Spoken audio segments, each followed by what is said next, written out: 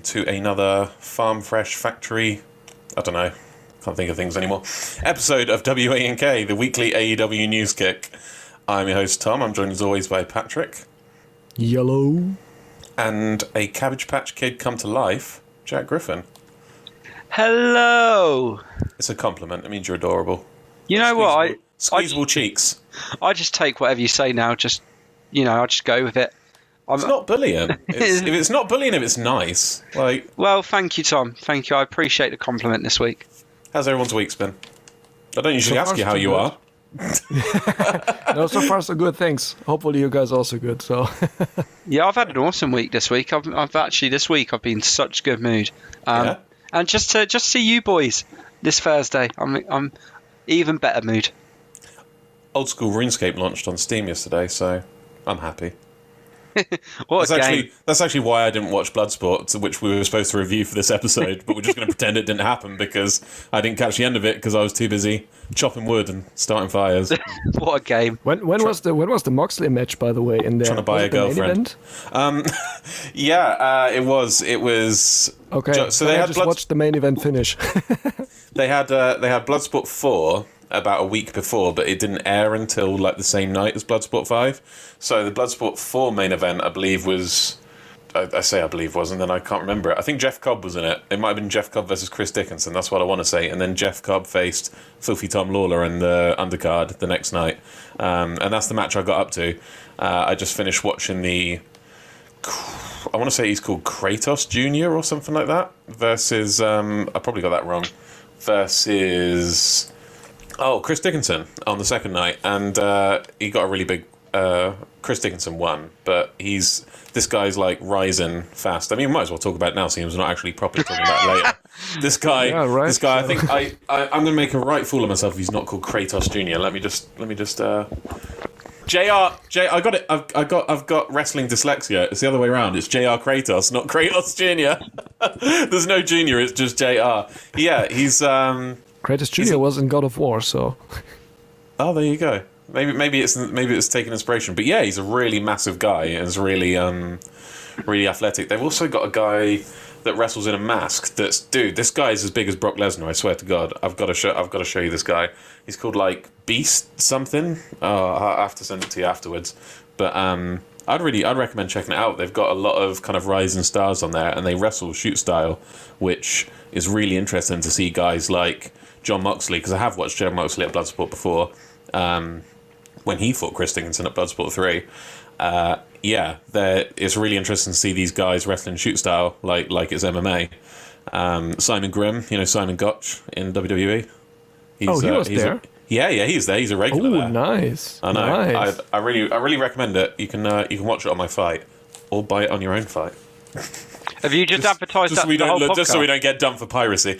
Yeah, what'd you say, Jack? It's not piracy. If you're sharing is caring. Hint.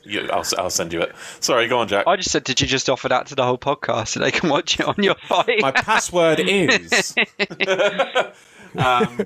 Jellyfish 123.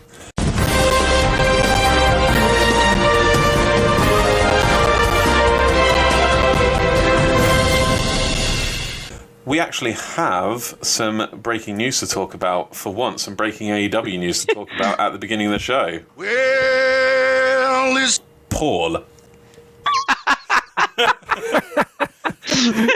For copyright reasons. Yeah, what about this news? Paul Honestly, Wight, formerly known as the large event. The larger. When I saw it pop up, Jack. Copyright. When I saw it pop up on my Twitter, I couldn't quite believe it. I was like, "Go Big Show without the go." That's what I think we can say. That. But it was what news? I'm a bit kind of annoyed with what he's there for at the start of why he's there. But he's going to be wrestling. Yeah, he is. That's why. And I already looked on the roster, and he's there, and he's got a win-loss record. Obviously, nothing on it yet, but he's ready, and loaded to go. So buzzing. It's mental. That's all I can say for it. I've seen people in the comments on Instagram and stuff just saying I'm in shock. Do you know what I mean? It's just like not even making jokes about it, just like shooketh, wild. What I don't know. What were your thoughts on this, Patrick, when you first saw it? I can just say like the last famous words of a person, in this case a porn actress. I didn't see that coming, so that was Something very unexpected for me. Really, Well, something big unexpected. She's not doing her job if she didn't see it. 'Cause that's getting distracted at the pivotal moment of the scene. The basic moment is like the finish in the wrestling. Yeah, but anyway, You need to be more discerning in your pornography, Patrick. no, it's fine. We're not a pornography podcast because we have a very serious WANK name. But as a German guy, you are a member of a pornography podcast, correct? A host of another one. Sorry. I just assumed. Is that a thing?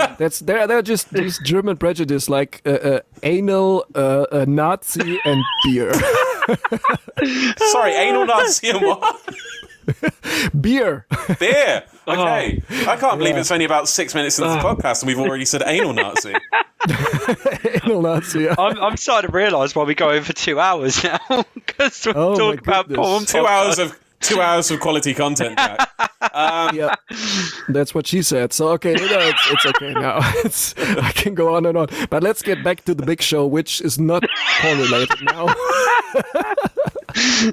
So that's a real big surprise for me, and I really That should be his new ring name, the Big Surprise. The big surprise, yeah. And then he's in like in a Kinder TNA would Surprise call him. egg, and then comes out of it like Like gobbledygooker. Like we're full of gobbledygooker. ideas. yeah. This is going to be a good night. I feel this one. I feel it. I've got a But sugar yeah. rush going. I'm actually not only surprised but also in some kind of way happy because it seems that he wants to do something and doesn't want to just sit at home and do nothing and get the paycheck from WWE and be in this like really shitty old school like really out of time sitcom he has on Netflix. He just that looked terrible. I didn't watch it. it was so horrible. I can't It couldn't even get over 5 minutes. It was so horrible. But it's like he wants to do something with wrestling. He wants to be, like they said, like a mentor, a commentary or host for the new AEW Dark Elevation show. And What in is the ring, that? Can in you between, explain it to me? Can you give me a too long didn't read? I can if you want. TLDR. If Patrick can't. Yeah, I can also like it's, Go for it. It's, Well, I asked okay, Patrick, thanks. Jack, so... Brotherly love. It's basically that indie guys can show up there and showcase their talent against AEW talent, which also don't get enough airtime. And then they still have Dark, where they basically, I think, do the same. Or maybe they're changing the concept of Dark than itself. I was going to say, because this is what they said. Guys like Aaron Solo and Caesar Nintendo, or whatever his name is, they're not like signed, are they, to a contract? So isn't that like when you say that, that's like, isn't that what's already happening? Is what you just like I said also before, they should, like you said it right in the chat also, it feels like Dark, or now the Dark Elevation, might be for the signed talent just a thing to bring their win-loss record like to a higher number, that they have higher matches or like scores in there, whatever you call that. And also, like, if they're building this brand, like, is it on Reddit? Not only on Reddit, but also on Twitter. Also, people are really demanding like a Dark Championship or so, because although there are Dynamite talents being in there, using it mostly for squash matches, it's kind of its own universe, small universe. When you see like Cutler versus Peter Avalon, that was quite big. But just in that microcosm on YouTube. To me, that match, especially, and matches like that, seem to be the exception to the rule. It seems to be one match per night that you couldn't call, if that. Do you know what I mean? And like, it does seem to just be a way to artificially inflate the win-loss record of people on the main roster, and I don't like that. I feel like that's another case of AEW boxing themselves in with the decision, like how I said about their kind of meta acknowledgement of cameras and stuff. Do you know what I mean? I feel like they boxed themselves in storyline wise, and they've even boxed themselves in result wise by committing to this win-loss thing, which everyone loved to begin with. But I mean, I love it too. But I mean, coming back to Bloodsport, I did watch all but the last two matches of Bloodsport and Bloodsport 4, so I have seen some, even though I didn't catch the end of it. Just there, like, having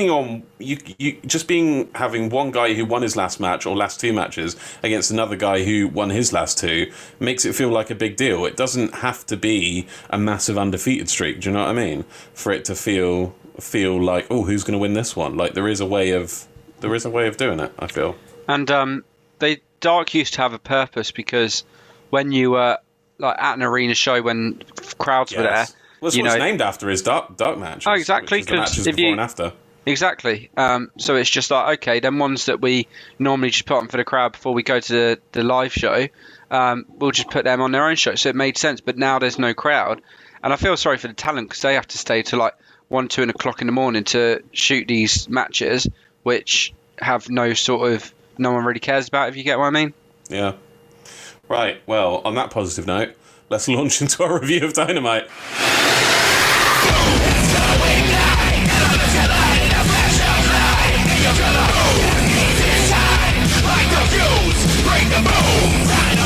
Yeah, I'm actually going to, while we're being negative, I am actually going to just get all the, I won't get all the negativity out of the way, because I thought, and I'm going to be honest about what position I'm going to be coming from for this entire podcast from here on out, I thought this was not only not a good Dynamite, I thought this was a bad Dynamite. I thought this is the worst one of the year so far. Controversial? Completely agree. Yeah. It was boring, to be honest. Like, it didn't have any essence.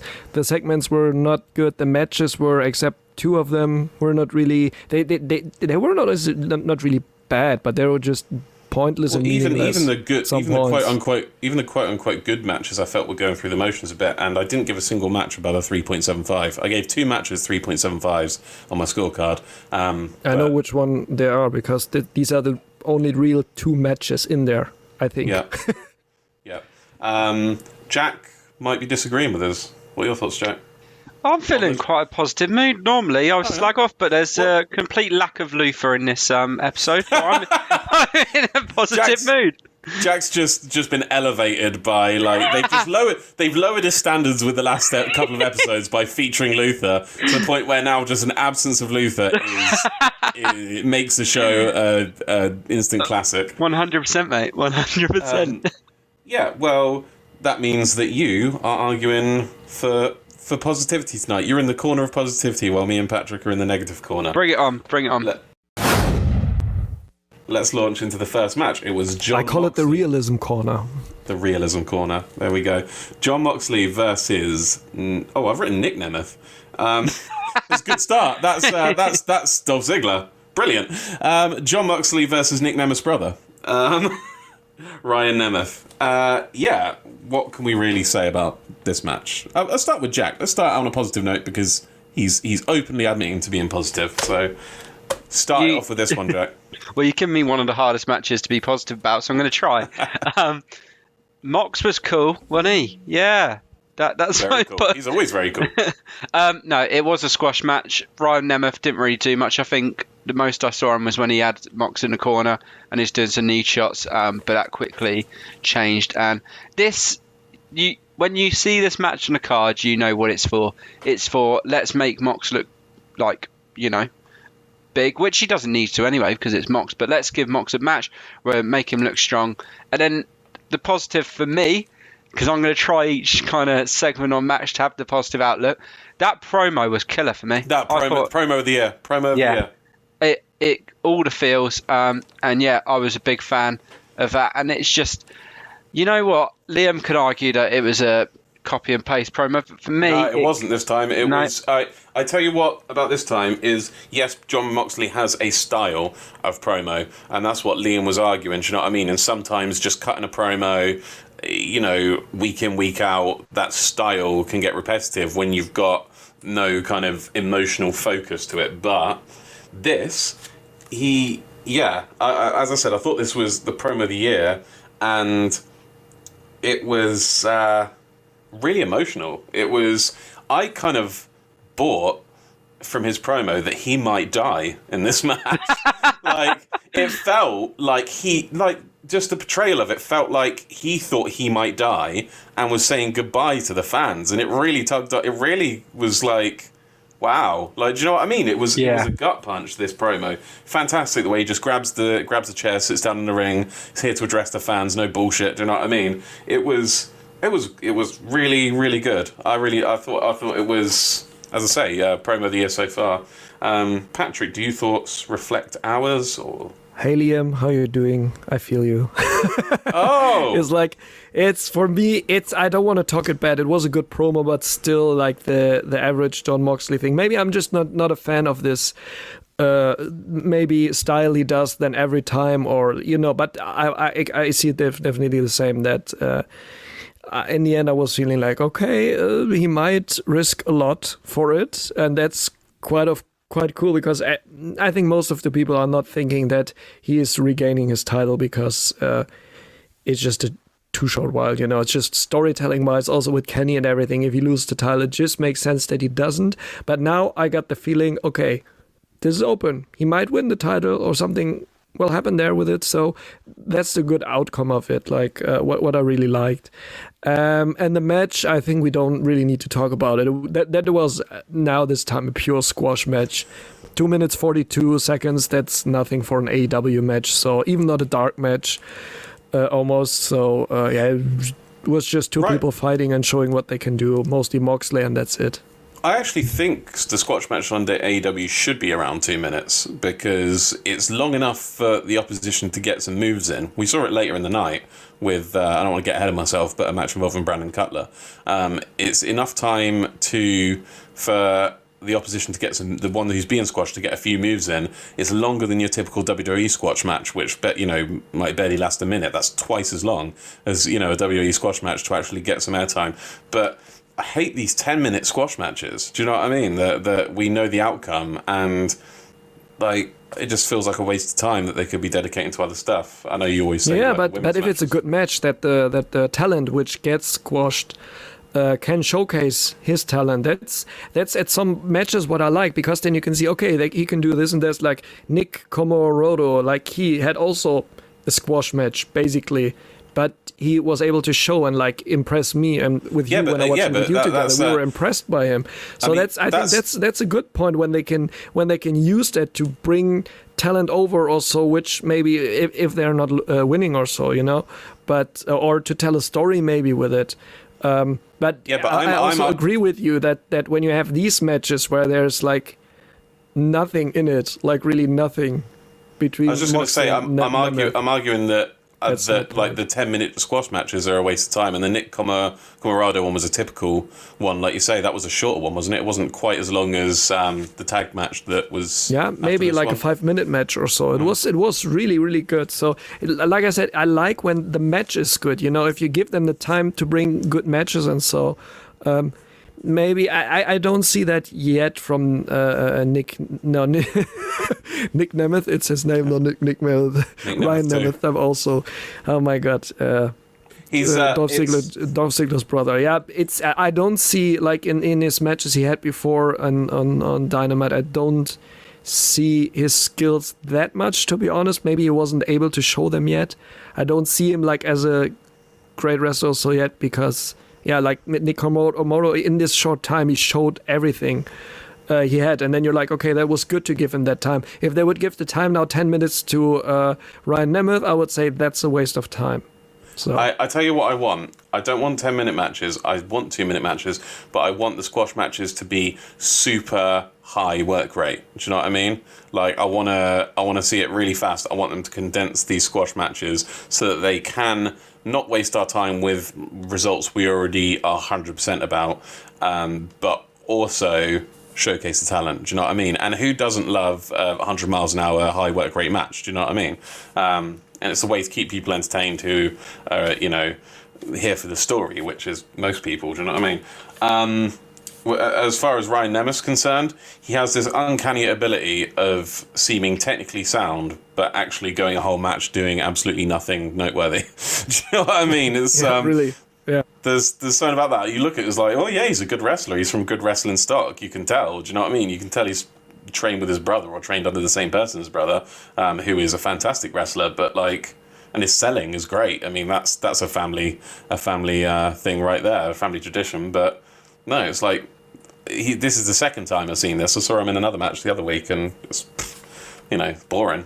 But yeah, the first 3 matches of the night I actually didn't even rate. I said were kind of unrateable. So, But yeah, it's Jack liked the promo. I liked the promo. You weren't the biggest fan, but you thought it served a purpose because it planted that seed of doubt. So that's all good. Speaking of which, we then had a promo for the Kenny Omega Jon Moxley match where they laid out just how long and how storied this rivalry has been. I feel like this might be their first all-time great rivalry of AEW. Thoughts on that, Jack? Yeah, I'm glad you touched on it because I didn't know whether you were going to skip to the next bit and go over that. But now Let's skip bits here. This is why we have 2-hour podcasts episodes. But that I liked it because as you said, it was probably and is probably the great rivalry so far we've had in our AEW lifetime. Some great matches they've had, some close matches. Every match has been close, to be fair. I don't think any match, but the one where Kenny won the title, you probably thought that was the outcome, but any of the others could have gone either way. And I know obviously this match is massively extreme, but I completely forgot. Well, I didn't completely forget. But the barbed wire match they had anyway on Full Gear. It's like, so I remember their experience they've already had with barbed wire. So this is just, what can we do that's barbed wire, but up a notch? Well, let's add some landmines in the ring. Well, I think the barbed wire will actually be the ring ropes if it's like. Yeah, it is. Yeah. I have a question. How is this match sanctioned when they had to have an unsanctioned match before? It was just going to be a regular match between Kenny and Mox, and then Tony Khan's like, oh no, I can't sanction this. So they're like, well, there's no rules. We might as well go fucking nuts, right? But as far as I'm aware, in kayfabe, that it wasn't originally going to have a extreme stipulation. It was extreme because it was unsanctioned, and they could do what they want, right? So how now is Tony Khan got explosives and barbed wire and landmines as well as explosives, because they explained later on there will be landmines in the ring, and this is sanctioned. This doesn't say an unsanctioned match. What the fuck? Very inconsecutive storytelling, as you said, because before, I think to make it a bigger attraction, this is why they said it's unsanctioned, the first bigger match of them, but now I think it's just that's AEW style. I think at one point they're not thinking what they did before, and how can this be like really? We're coming to that point in AEW's timeline where we're going to see, we're what now, like a couple of years in, over a year into Dynamite, and it's just that time now where they're going to be forgetting things or remembering them and doing callbacks. Do you know what I mean? It's old enough now to be able to be doing that. So we'll see how successful they are at it. As you say, this one is a bit inconsistent storytelling, but we're nitpicking wrestling. So but I think AEW sets this standard for themselves of realism, and then we pick everything apart. Do you know what I mean? I feel like if they just fuck it to the realism and didn't take it so seriously, then I wouldn't. Do you know what I mean? Which is something I've been saying, like with the cameras and stuff. I would, I'd like it to be a bit more campy pro wrestling. Do you know what I mean? So that we can just excuse stuff away and suspend disbelief. But yeah, but they're building this realism themselves up that they want to have a sports-based league. Yeah, they wanted to have sports-based, and that wins and losses matter. And then, like last week, then Santana and Ortiz get the tag team title match, although they're not the number one tag team in the inner circle, although they're not the number one contenders. And then you're like, okay. And then Tony Khan explains, but it's just like the champions can choose to whoever challenger they want to. But it's like, but where's the point then for the people working their way up? Then it comes to sports thing. It might be that we are Europeans and seeing it maybe a little different with sports, because we actually have in our big sports, like let's say obviously in football or other sports, that you have promotions and that you can be dismissed from higher leagues or so, and then the Americans don't have that system where you can be promoted or you can get out of the league and go lower. Maybe that's also a thing where Americans think a little bit different. I don't know, but for me as a European especially, I'm very picky on wins and losses and points and stuff from football. I think that's a German thing rather than a European thing. It's, your logical statistician kind of mind. Do you know what I mean? This is also just one little slide off, but this is just one point why hockey in Germany is not that or not that popular as other sports, maybe, or cannot get that big push because there's no promotion and no relegation from the league. It's just where if they have enough money, they can stay in the first league. And now they changed it because they noticed it after like 20 years. Okay, that's shitty. But this is why some people just don't like it. Because if you're the baddest team in the league, doesn't matter. Next year, you get the next try. So there's no consequence to it. And this is what I think Germans or sports fans in Germany don't like. There has to be a consequence to what you're doing when you're bad.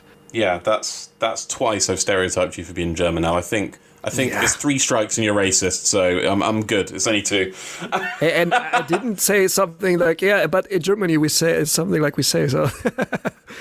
So, yeah. Yeah, then we went on to Matt and Nick arriving with their parents. We won't talk about this now because there's more to talk about it later, as you guys know. On to Team Taz, which was Brian Cage and Ricky Starks versus the Varsity Blondes, correct? I've got that right? Yeah. I actually kept a timer of this. This one lasted over 9 minutes, and this is kind of what I'm talking about. And I guess that's kind of unavoidable with the tag match. But for the majority of this match, they isolated Brian Pillman in the corner. Do you know what I mean? They didn't... there was a hot tag to Griff Garrison towards the end. But, as I say, there was a lot of isolating, working over one guy. So, again, my problem with squash matches. But anyway, Jack, what were your thoughts on this match? I was a fan. Yeah, it wasn't bad at all. In terms of where it rank out of 6, it's definitely not the worst one.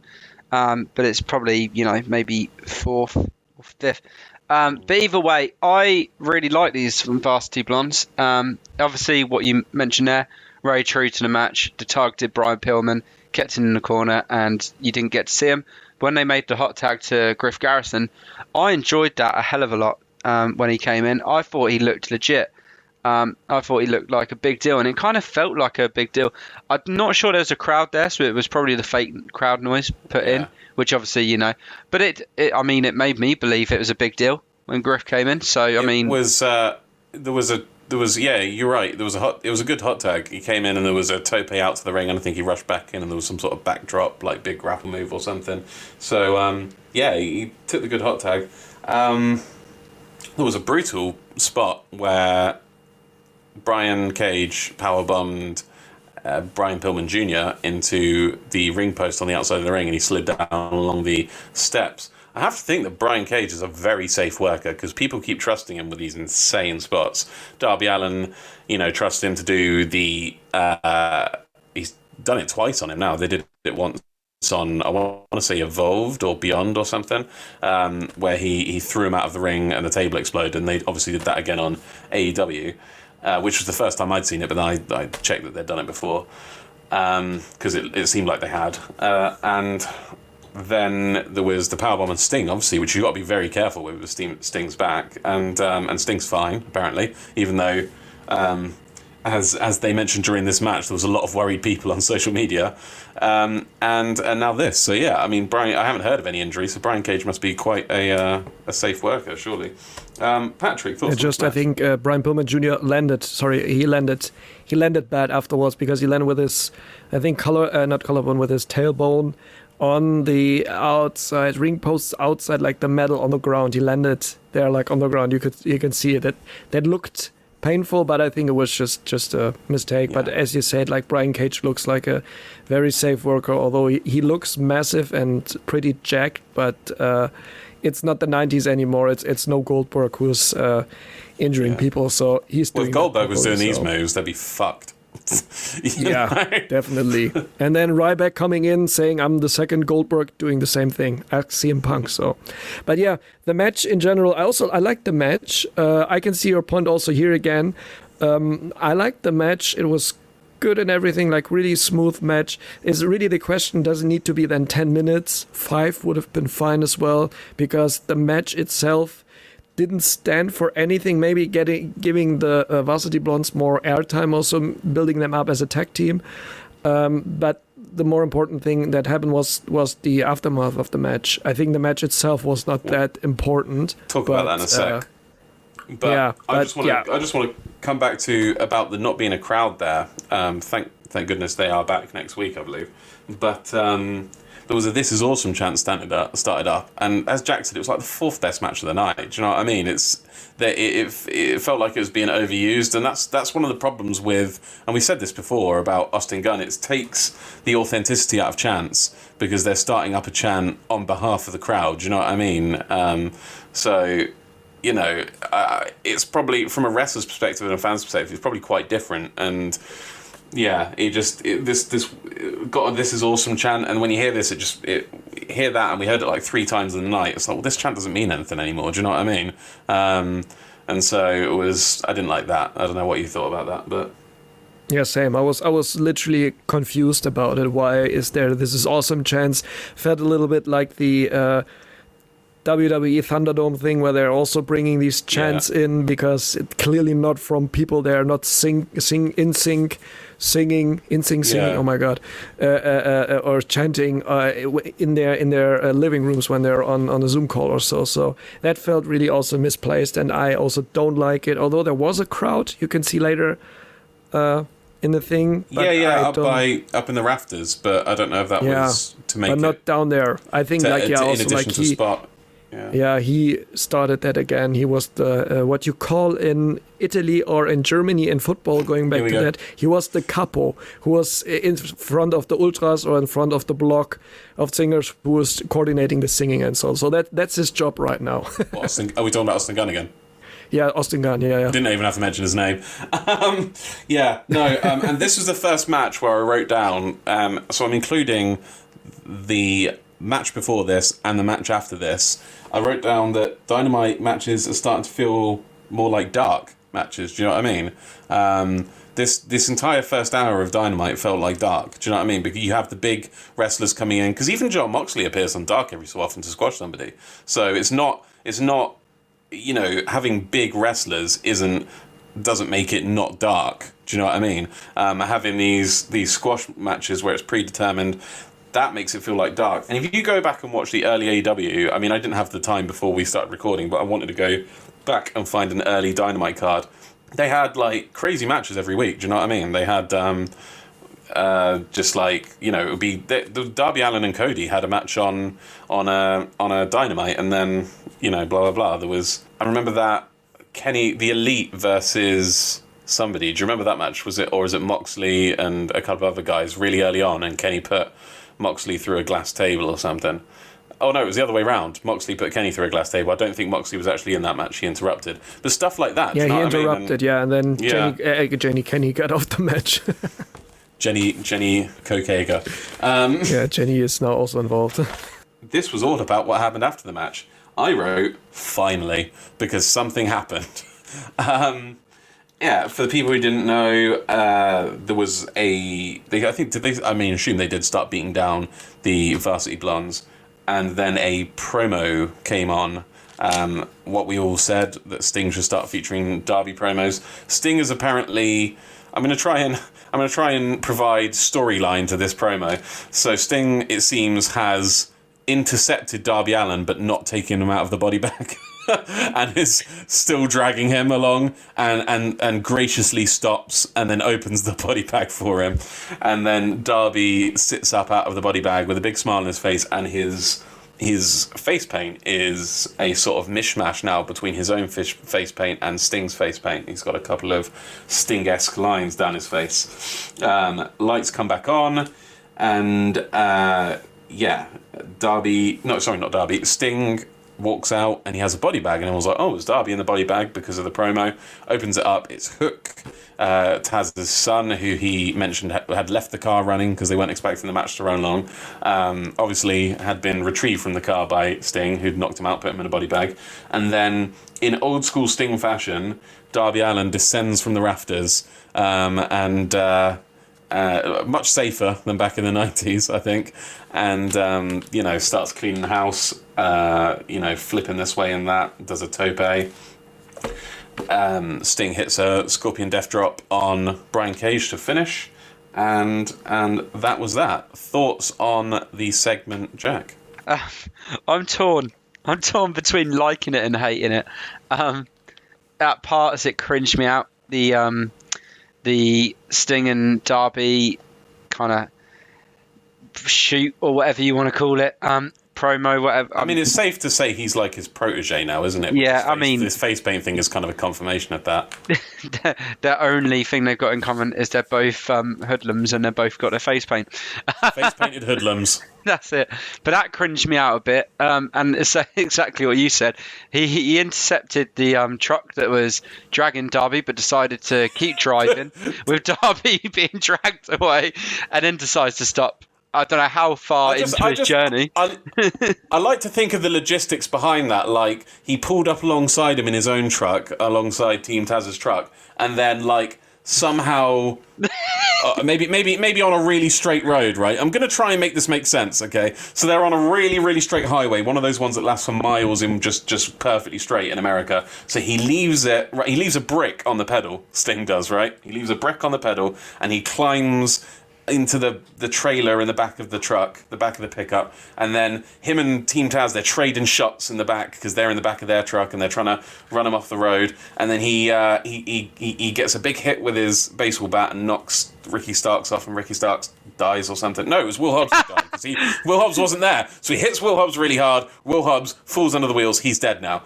So then he unhooks the chain and hooks it onto his own. Gets back in the truck. The cab before they run him off the road, and accelerates, maybe goes off road, and that's when he slows down once he loses them. I've made it make sense. I think you're confusing Sting with Tom Cruise.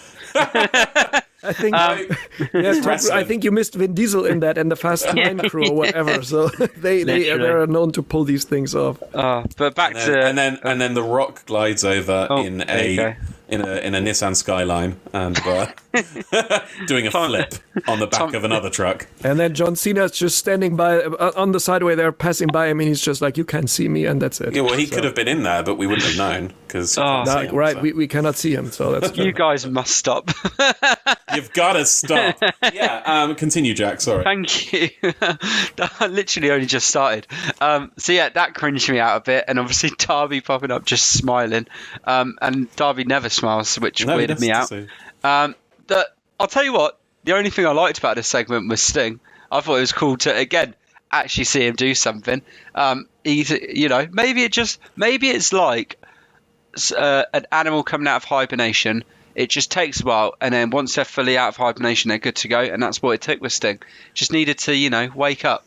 The bit with Darby coming down from the rafters on the zip wire. See, I just noticed some people on Twitter afterwards like, "Oh my God, Darby, like that was so cool." I laughed. I saw him coming down the zip wire, and I was just like, "Ha!" Bit like Taz, I actually skipped over during this match. If we just wind it back a sec. They mentioned, I think it was Excalibur talked about them pulling Darby along behind the truck, and Taz just goes, "Ha!" like it doesn't say anything else, just laughs at the memory of it.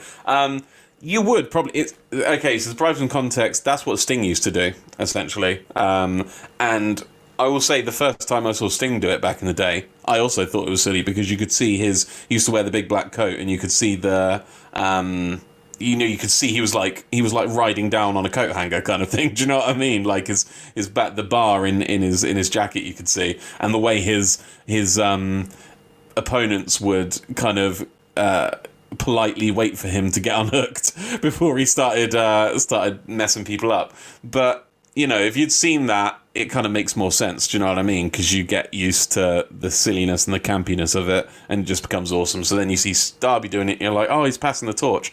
And, it's relying on people, and I think this is a very good kind of focus group, what we've got here. It's relying on people to have seen television from the mid-90s. Do you know what I mean? And that's that's a pitfall that WWE do a lot. If they could have... This is the thing that, not WWE, sorry, AEW, I'm as bad as JR.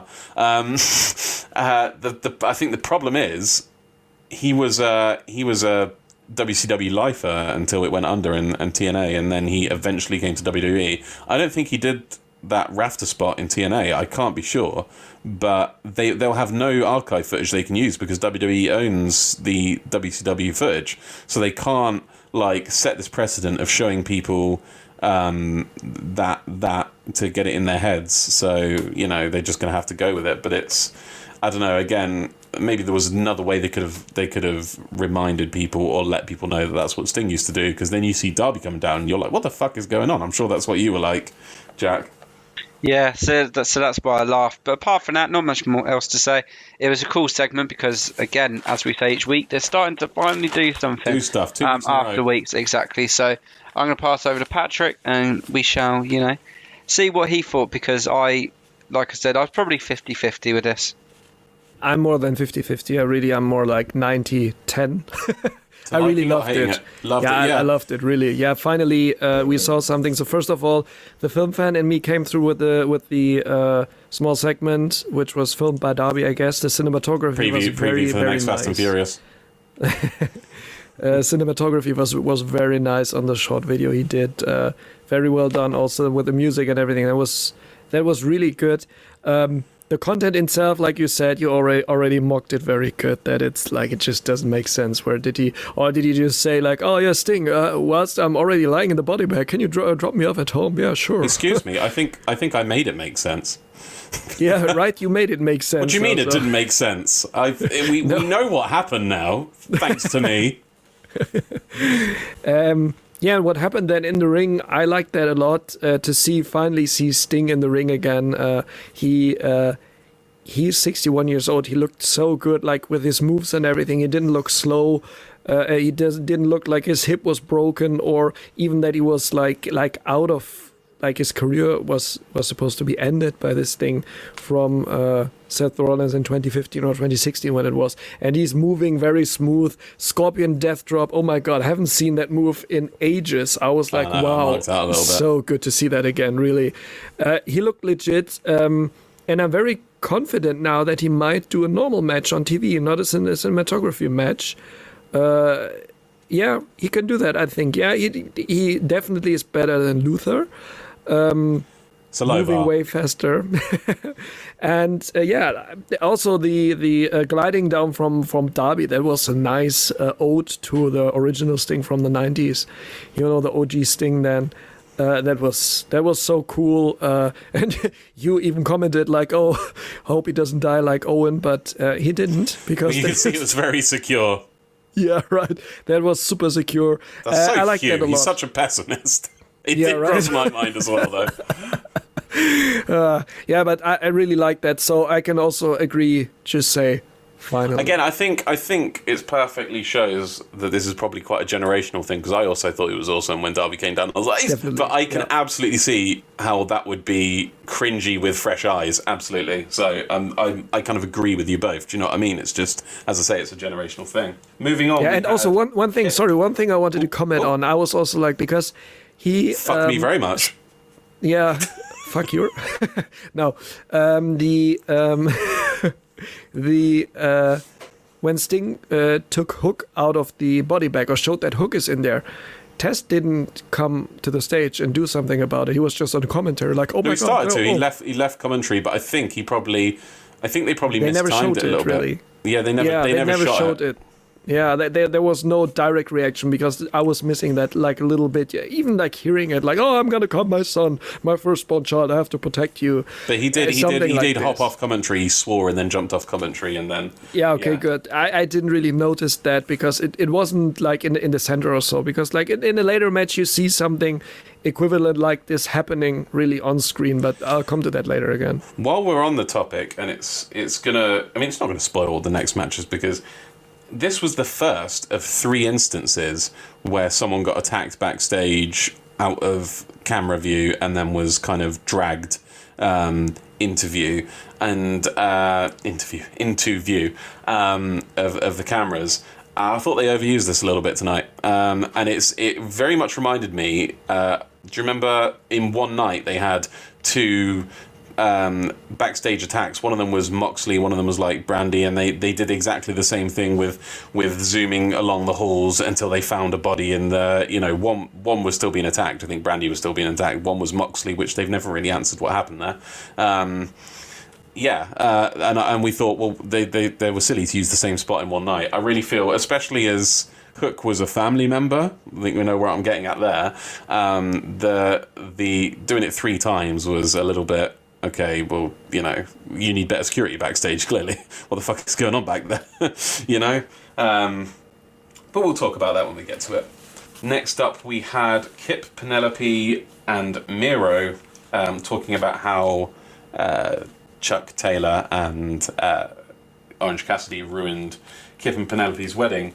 This was pretty much a Miro promo, and that is what made it all the more shocking to me when this was announced that this was going to be a tag match, because this just has... I thought this was going to be Miro Orange Cassidy, do you know what I mean? I thought they were going to facilitate a good singles match out of this, and I was excited about it, and I don't know why Kip and Penelope aren't necessary to this storyline anymore, do you know what I mean? They're just surplus to requirements. Penelope doesn't even get any mic time, do you know what I mean? And I understand that occasionally they're using that to douchify Kip Sabian's character. He's a sexist pig, he doesn't let his wife talk, but like there was none of that in this. There was no selling him being a misogynist in this backstage segment either. It was literally just a Miro promo, and also Kip was there and said a couple of words, and also Penelope was there and said nothing. Do you know what I mean? It's they just don't feel necessary. I did like the note that they got. So Miro invited Chucky T back under his wing and said, "No hard feelings. I'll never forget, but I will forgive." And said he likes the way he kind of irons his clothes. I thought Miro was very good. He was very funny. He called Orange Cassidy a walking Xanax at one point. And then they got a note through from Chucky T that said something to the effect of, "Will you wrestle us at Revolution?" And then yes, no, or maybe with boxes to check, and then hugs and kisses like XOXO or whatever. To and then checkbox like passing notes in school like will you be my boyfriend or / girlfriend? Yes, no, maybe, or whatever. And I thought that was fantastic, but I don't know why Kip and Penelope are here. Jack, thoughts on this? Yeah, I'll just keep it very brief because it doesn't deserve too much talk time. But yeah, I was like, I thought Miro C would be a much better Revolution match. I was trying to think whilst watching it what sort of matchups have we had in this feud, and we've had pretty much all of them except them two, Miro and OC, or the tag match. But for me, it just feels like a Dynamite match on a pay-per-view, a bit of a waste of space when you could have had another match, and that's about it from me. But I liked the note as well. I thought that's very good for, their character as the best friends. They're kind of like them sort of like high school kind of characters, especially with when you go back to the parking lot brawl with Sue's mum picking them up after the fight. It's kind of like that. Sue's mum. Sorry, Trent's mum, Sue. There we go. It's very much their character. I think it's very fitting of Chuck's character because I don't think Chucky T doesn't get enough time to showcase his comedy chops on AEW, but he's a very funny wrestler from his time on the Indies. And in New Japan, but again, he didn't get a lot of time to showcase it there either because of the sports style presentation. Patrick, anything to add at all? Very brief segment, but yeah, right. Yeah, no, I just completely agree with what you both said. In general, I also like what I noticed is Kip in his normal gear that he was wearing and normal clothes he was wearing and his glasses. He didn't look like a wrestler to me. He looked like a really pretty normal guy sitting there. Nothing special, really, especially next to Miro. He's a super skinny, slim guy. Not a threat at all or anything. This is why I completely agree. I don't know why he's in that feud and why they're not giving Miro finally the stage he deserves. And Miro against Orange Cassidy, definitely a match where we'd be like, wow, super. That will be super dope on a pay-per-view. They're going to rip it apart. Very interesting where this is going, especially when you had when you remember OC versus Pac, which was great. But then having a tag match where I'm like, why?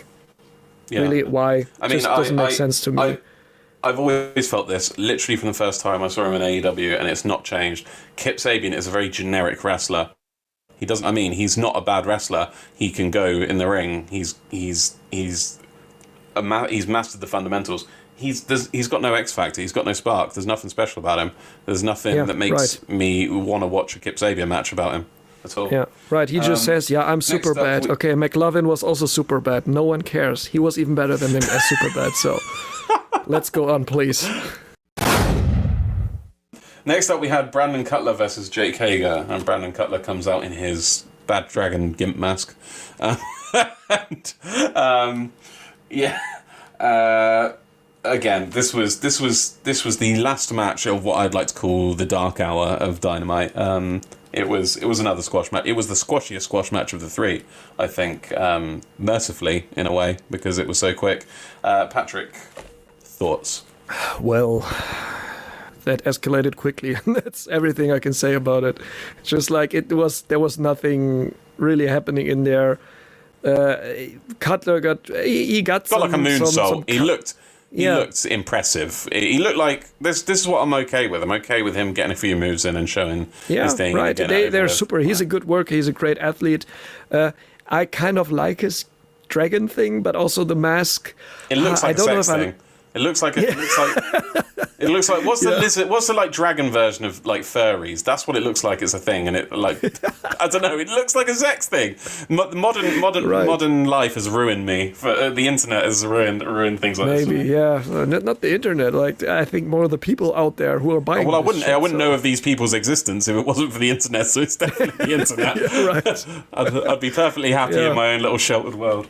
Oh, yeah, you should go to Hamburg, to the red light district, St. Pauli, go into one of the famous sex stores there. Then you don't need internet. You can still just go in there in like an old school store and you can see that people are fucked up.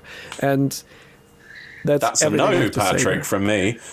Jack, thank you. I appreciate the offer. No thanks. Jack, thoughts on this very brief match? Anything redeeming to say about it? I thought it was kind of unrateable. Not in a bad way unrateable, but in... nothing really happened. It wasn't really a match. No, Tom, not really got much to add. It was a bit of a nothing. It's all about after the match, though, when Jericho and MJF pop up on screen with Papa Buck covered in ketchup. He's had a terrible accident at the buffet line. No, he's quote unquote bleeding from the head. I can't imagine Papa Buck bladed. It looked very fake blood, but. They were fantastic as always. MJF and Jericho, great heel work. I think it was Jericho slammed his face into Nick's picture on the truck backstage, and they were very purposeful about getting blood on Nick's face, and then MJF did it. And had probably the line of the night that he said something like, "That's so rude," or something. You shouldn't show that is so rude. You shouldn't show favoritism. You shouldn't play favorites. Say hello to your other son or something, and threw him into Matt, the apple of your eye or something like that. And then you saw Papa Buck very purposely also smear the blood. The goal was to get the blood on both of their faces and set up that kind of shot of their dad's blood smeared on their faces. Thanks to Jericho and MJF, you saw his hand kind of go to it and smear it on purpose.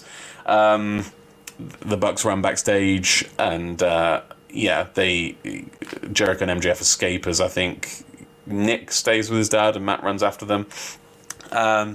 Jack, what did you think? I remember saying, I think either last week or a couple of weeks ago, that I wasn't very hyped for this tag match. It got me more hyped. Felt like there was more at stake now than there was before. Obviously the titles are at stake anyway, but it didn't feel like there was much kind of history, which is weird, seeing as obviously you had the whole Elite Inner Circle feud. But now I feel like it's a bit more personal and it's a bit more at stake. I got quite hyped when the Young Bucks did their promo, and they were like, and Matt basically just said, "Why don't we do this now in the ring?" And obviously he threw off his jacket and got like hyped up. Yeah, that kind of got me pumped. So yeah, I'm a lot more pumped for this tag match. What a terrible host. What a terrible host. But yeah, so it got me a lot more hyped up for it. But looking forward to seeing what this tag match brings at Revolution. Patrick, I'm going to come to you in the form of a question. What is the best use of wrestler parents in history? Because obviously this is the third one I can remember seeing. I'm sure there's been much more, but John Cena's dad made multiple appearances, and the Miz's dad, I think, was at WrestleMania, wasn't he? Where would this stand in comparison to the great parent beatdowns in wrestling history? Definitely at a higher place because of the blood. They brought some color into that now. True. That's quite cool, I have to say. Like that, this is what I like, because like in WWE, let's say clearly, when they do this, it's like always it looks really cringy and shitty when the parents are hitting the wrestler over the barricade, like, or they get some punch in and they just fall to the ground like a sack of potatoes. That's why I think the Miz's dad for me would rank at the lowest, because he kind of squared up. Was it the Miz's? Yeah, it was the Miz's dad to Shane McMahon. But then again, that was Shane McMahon. So, but they're also making out like he's one of. I don't want to get into WWE, but I'd say it's quite a high bar though with the Randy Orton RKOing John Cena's dad. Was the RKO heard around the world, wasn't it? But I mean, this was a very brutal spot, and and they even threw an ambulance in for good measure, which is always fun to see in wrestling. I don't know if that's been they've been able to do that a lot with COVID, but with the Good Brothers getting in the ambulance as well. What good friends they are for Young Bucks. Pick up the Good Brothers coming out of nowhere and helping them. So it's interesting what will happen with that. Also, like on Revolution or so, if they might already turn on them or something big. I feel something big will be happening in that direction. Definitely for me on Revolution. But yeah, like I said, I like that there was blood involved, because this made it even more dramatical. Was not like, he gets hit, he gets beat up. So yeah, it's fine. No, the blood makes the drama in it. We humans react to blood differently when we see it. So in this case, I liked it, and I liked that MJF and Jericho drove off in the car and were like, haha, you can't get us, haha, and then they're just off. That was kind of good, like good heelish work. Also, they hit him, and then he was laying on the ground bleeding, and then like, oh fuck, someone's coming, or they're running away. That was also kind of funny. Had this like comical segment a little bit in it. I like that. That was really good heel work, real good show off. And in this time again, like the outcome of the match, what happens afterwards of the match was way more important than a few minutes in ring. Well, Papa Buck sold this like he was dead. He looked like he was paralyzed on half his side, like his face had dropped, and he looked like a melted candle. Yeah, right. Shout out to him. Anyway, if he listens to that one day, thank you for the great BTE music. That's stuck in my head for a few days. Every time I listen to, I watch a BTE episode. He is a very skilled musician, actually. So also now seems to be a very skilled actor. Big up Papa Buck. Actor? What are you talking about? They've really beat him down. He's in a hospital right now. No, okay. Poor man. Poor man. Thoughts and prayers. Next up was Jack's favourite. It was a promo for Shaq and Jay Cargill versus Cody and Red Velvet. Mercifully, the last promo we'll see for this, except the one on the night. For me, the good thing it did was kind of summing up the rivalry, what we've seen so far, and putting it all into context and making a narrative out of it. The downside of that was it kind of exposed just how shit this storyline's been. The fact that this whole thing just started because Cody called himself a giant killer. Like, well, is Paul Wight going to beat the shit out of Cody now just because he said that? Like, I'm a giant, you think you can kill... Like, it's an offhand comment. And not even that, but Jay Cargill get offended on Shaq's behalf. Like how many people...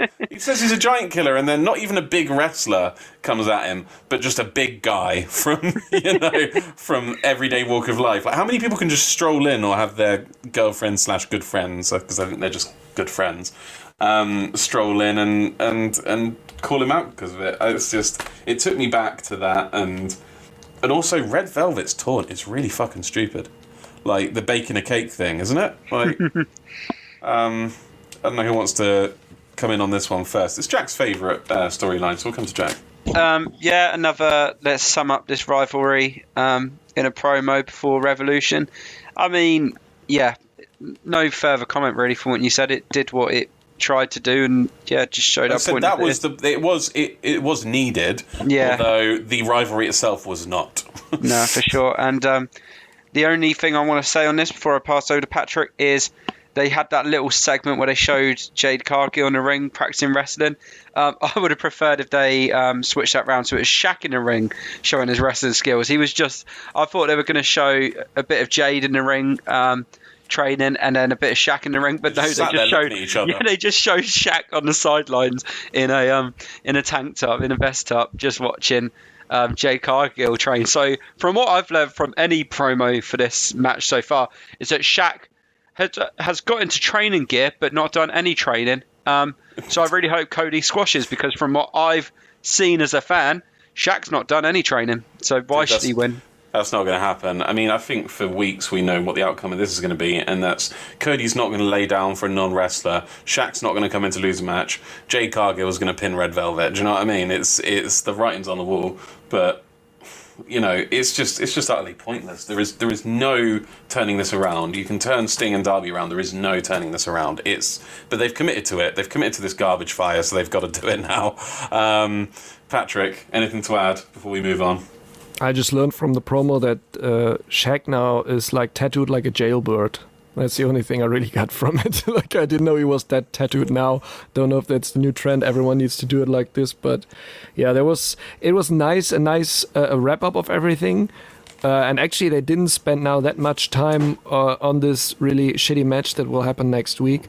But okay, this time, like, they could have done it this week, wrap it up. Last week, this video package was senseless. This video package was kind of senseless. It was like a high quality shot of Jade Cargill in the ring doing some stuff with, you know, like some squash wrestler, and just Shaq watching there. This is what he will do next week probably, but yeah, nothing great. And really well wrapped up, Tom. Is like they're exposing that it's just crap. That's it. The only thing that might happen now that Paul Wight is signed to AEW, that he might interfere in that match. They've done it on WWE already. Just stop. Yeah. I'm afraid this might happen. Maybe I don't know. During the match, it might happen. Yeah, it might happen. That's the thing I could see, but I don't know. I'm afraid. Yeah. I can't see them not referencing it, but I'm hoping it's just going to be they see each other backstage and have a little bit of a tense stare off, and that's it. Just a this happened, we're acknowledging it kind of thing. Yeah, just hopefully this, and that's it. So yeah. This is the point in the episode of Dynamite where I actually felt actual Dynamite started. Everything before was just a over-promoted episode of Dark. This was Dynamite Hour. It started with Hangman Page versus Isaiah Cassidy. Patrick, let's come back to you. Thoughts on this match? Yeah, what a great match. So this is your other your other one that's tied for top? Well, you no. said two good matches. No. No, it's not. We've got the same ones. Yeah, we got the same ones. Okay, good. Then we got the same ones. But it was a surprisingly great match, because I first thought, okay, that's another squash match for just a few minutes. But then, especially Isaiah Cassidy kicking out of the pins, reversing or trying to avoid the buckshot lariat, then was the what was the other finisher? A dead eye. It's nice to see that. Dead eye, right? Yeah, thanks. The dead eye. Then was nice to see that also again. Nice reversals. I liked, although that's pretty. Can we talk about that for a second? Like, how stupid is that when you get ejected from the ring and you have to leave, and everyone's like, "Oh no, why I have to leave?" No one cares. Like, I have really, a bone to pick with the ejection. But I'll do it. I'll do it as we go beat by beat in a sec. Do it like you. But it's just like, it's storytelling wise, it's fine that he has to go. Then Angelico and Jack Evans, that they are like in charge now for looking out for that.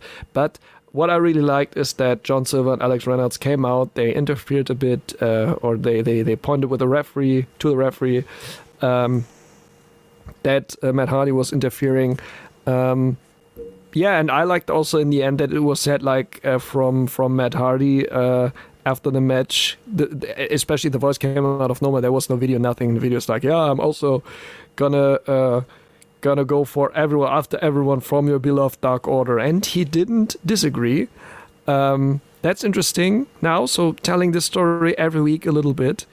And now comes to the point, what I said before, that Taz did not directly jump over to his son when he was in the body bag, like from commentary, or that we can see it. But here, I was like, okay, Alan Angels got slammed or thrown off the stage through a table, and Adam Page was very close to it. Why isn't he doing anything? Next shot, Adam Page climbing down the stage to help him, and the other ones are also coming. So that was quite important to see, that he didn't turn around and say, poor guy, and go. No, he really got down there and helped him. if you noticed, I think they had their backs turned when Matt Hardy first came out, so they probably only noticed what was happening as Angels was literally getting thrown into the stable, and then Matt was obviously hobbled off because we all know how fast Matt Hardy is. Yeah. Right. But that's what I have to say. Like, surprisingly good match, and I can agree. This is where like real Dynamite started. Like, Dynamite was just 1 hour long this week, really. I think it was an average match. I gave it a 3.5. Nonetheless, let's go beat by beat. It started with TH2 coming out with Isaiah Cassidy and Matt Hardy, and I like them with this. I could see them joining. I know it sounds crazy. I could see Private Party being expanded into a stable and them joining. Do you know what I mean? I like that for them. I like it worked. Angelico came out dancing his stupid dance, but to the Private Party music, and it fit. Then Hangman was clotheslining a lot, not even buckshot lariats. He was doing a lot of clotheslines. One of them was ridiculously hard. He clotheslined the soul out of Isaiah Cassidy, and there was a close-up of Isaiah's face, like, well, shit. Like, he was shocked with how hard he just got hit. Hangman was very intense in this match. He started out very fast-paced, lots of energy. Then he threw Isaiah Cassidy into the crowd at one point, I believe, and then Silver and Reynolds come down, and they're there to kind of mention how Matt Hardy's interfering to Aubrey and get to notice it. But like, this is my problem with this bit: is can anyone just come down and convince the referee that something they didn't see happened? Do you know what I mean? And she's believing them because they're the faces in the feud. But like, if a heel came down and said that, they wouldn't, eject someone based on the testimony of a heel. So, it's kind of lost its she's lost her impartiality there, hasn't she? Yeah, no, I get that, to be fair. That's kind of how it's gone. But, I mean, it is wrestling, and it is what it is. I mean... a lot of inconsistencies this week, I think. Yeah, no, you definitely make a good point. I remember you when you had the problem with Aubrey with the Jericho and Jeff match, wasn't it? And I remember you came to me and I was just like, it is what it is. And this is exactly the same. It's like, it's just a part of the viewing that happened, that I'm just like, okay, didn't, affect me too much when watching it. I'll come back to your views on the match as a whole. I'll just finish the kind of point by point. Then Isaiah Cassidy had Hangman outside the ring. He sandwiches his arm between two of the railings, kicks that. And at this point, he started working the arm pretty hard to kind of neutralise those big clotheslines Hangman Page was giving us. There was a very consistent narrative throughout this, and that was what was a big redeeming quality of this match, I felt. Hangman gets caught in a reversal on the he goes for a tope, and I think he gets caught. He gets clocked, but then after he's back in the ring, then Isaiah Cassidy goes for a springboard move. He springboards into the ring and goes off the second rope. Hangman catches him into the Death Valley Driver, devastating Death Valley Driver, and then he ends up. I think it was also a reversal. He gets on. He turns into the Dead Shot, which, as Patrick said, is very nice to see again, and wins with the Dead Shot. Thoughts on the match as a whole, Jack? Yeah, definitely one of my favourite matches. When I was watching it, I thought high intensity, lots of good spots. Not quite a match where you didn't know the outcome. I think I felt, confident that Hangman was going to win this, but Isaiah Cassidy looking, good as a singles wrestler. It has got me questioning, where is Mark Quinn? It's probably COVID related or Texas Storm related. Yeah. I would say is I did feel like it could go either way, purely because, at least at the start, because I thought, well, he's the heel and, they're trying to build heat coming up to Revolution. There could be a fucky finish. Do you know what I mean? A heel finish. So there was a question mark in regards to the finish, at least a little bit. Do you know?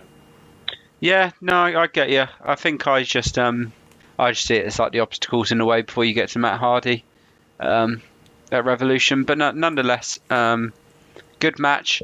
Yeah, as I said, high intensity, and got me again, like the Jericho, MJF and Bucks tag match.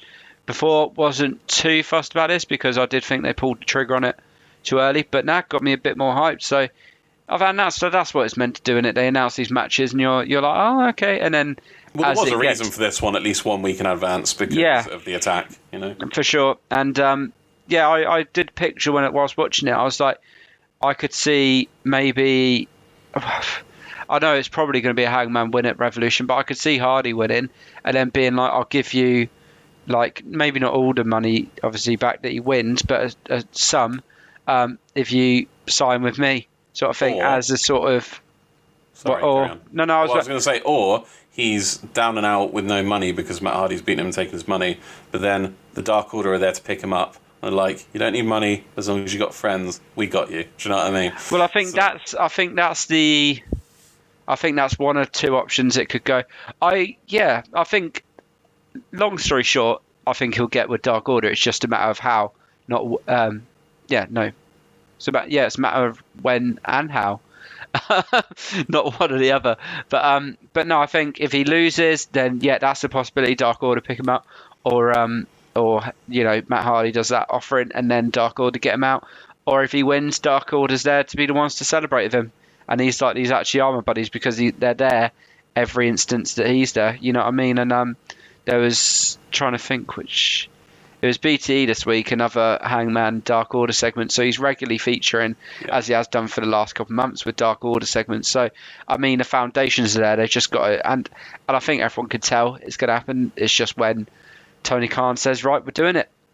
Next up, we had a interview with Kenny Omega. Alex Marvez approached him in a DT workshop in a school, by the looks of it. Kenny was hammering away. Some random guy in the background was soldering or something, and Kenny mentioned that he's creating the Moxley Extermination Chamber, which I don't know was some sort of vague, obscure dig to WWE's event that was also on last weekend. Patrick, thoughts on this segment? I liked it a lot. Like also the reference with the Moxley Extermination Chamber. It was just nice build up. Something like I was like, now we're cutting to Alex Marvez. He's with Kenny Omega and Don Callis, and I was like, oh, what's gonna happen now? So I didn't see that coming. That's very nice. That they're bringing every week something new, something special in there. What I also liked is that the segment was quite short this time, because there was nothing special to overextend or so to show. It was just funny to see that. It was also a nice reference to the what was it, trampoline of barbed wires they had in their first unsanctioned match. I think that it was really nice done, and Kenny should watch out for his eyes. Because in the end, he forgot to put on his mask again when the guys were... what was that again? I don't know that word in English, actually, what they were doing in the back. Soldering, I thought they were. Soldering, yeah, when they were soldering, because the sparks were flying around and he wasn't wearing that. Although it was quite stupid that he was just hammering on some metal just for the sound. So that's quite funny, that's really funny. So I look over it, and it was really good, funny segment, all in all. I do have one complaint with it, which I couldn't hear the last third of it because that guy in the background started up again, and it was so loud it went over. Yeah, what definitely. Kenny was saying. But classical AEW sound problem in some segment during the match, the cutting over from backstage to in ring, and so that it's just it's really poor after 2 years almost. This raises a point. This episode, you could tell, was very heavily edited. It didn't. If they were trying to kind of give the same feel that it was just a regular live show, then they failed because, like I said, there was some very obvious cuts. There was some very obvious dubbing over segments. I think probably stuff like Paul Wight, because it was filmed so far and it was filmed in advance and of the news and stuff. But yeah, there was a lot of that. As I say, I don't know how in a pre-recorded segment they could have a sound problem like that. Why they can't just fix it, but. I don't know. It's not a live segment. If the recording is shitty, if they just have one sound source and don't do it properly, then it was poorly prepared. Yeah. So, but I like the attempt. Kenny looked absolutely mental in his smock, kind of hammering away, which is good. We now have Nyla Rose versus Dr. Britt Baker DMD. Spoiler alert: these were the two winners of their matches at on the Monday night. A special YouTube edition of Dynamite with the women's eliminator matches. We'll just touch on those briefly. The results for those were Nyla Rose defeated Tay Conti. Dr. Britt Baker, DMD, defeated, somebody give me her name because I've forgotten it.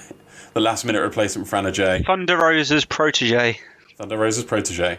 To give her But that's her something birth name. we didn't go into. Like, maybe you just address it briefly that Anna Jay is now out for 6 to 12 months. That's a lot and very, Terrible.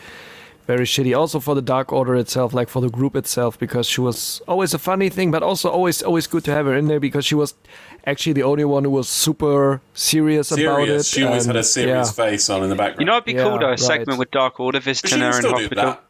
Yes! Jack with a good point there. A comical segment of them visiting her in hospital would be brilliant. Like before her surgery, that would be good. with like little party hats on and a get well soon kind of Balloons. thing. Get well soon, Anna. Anna.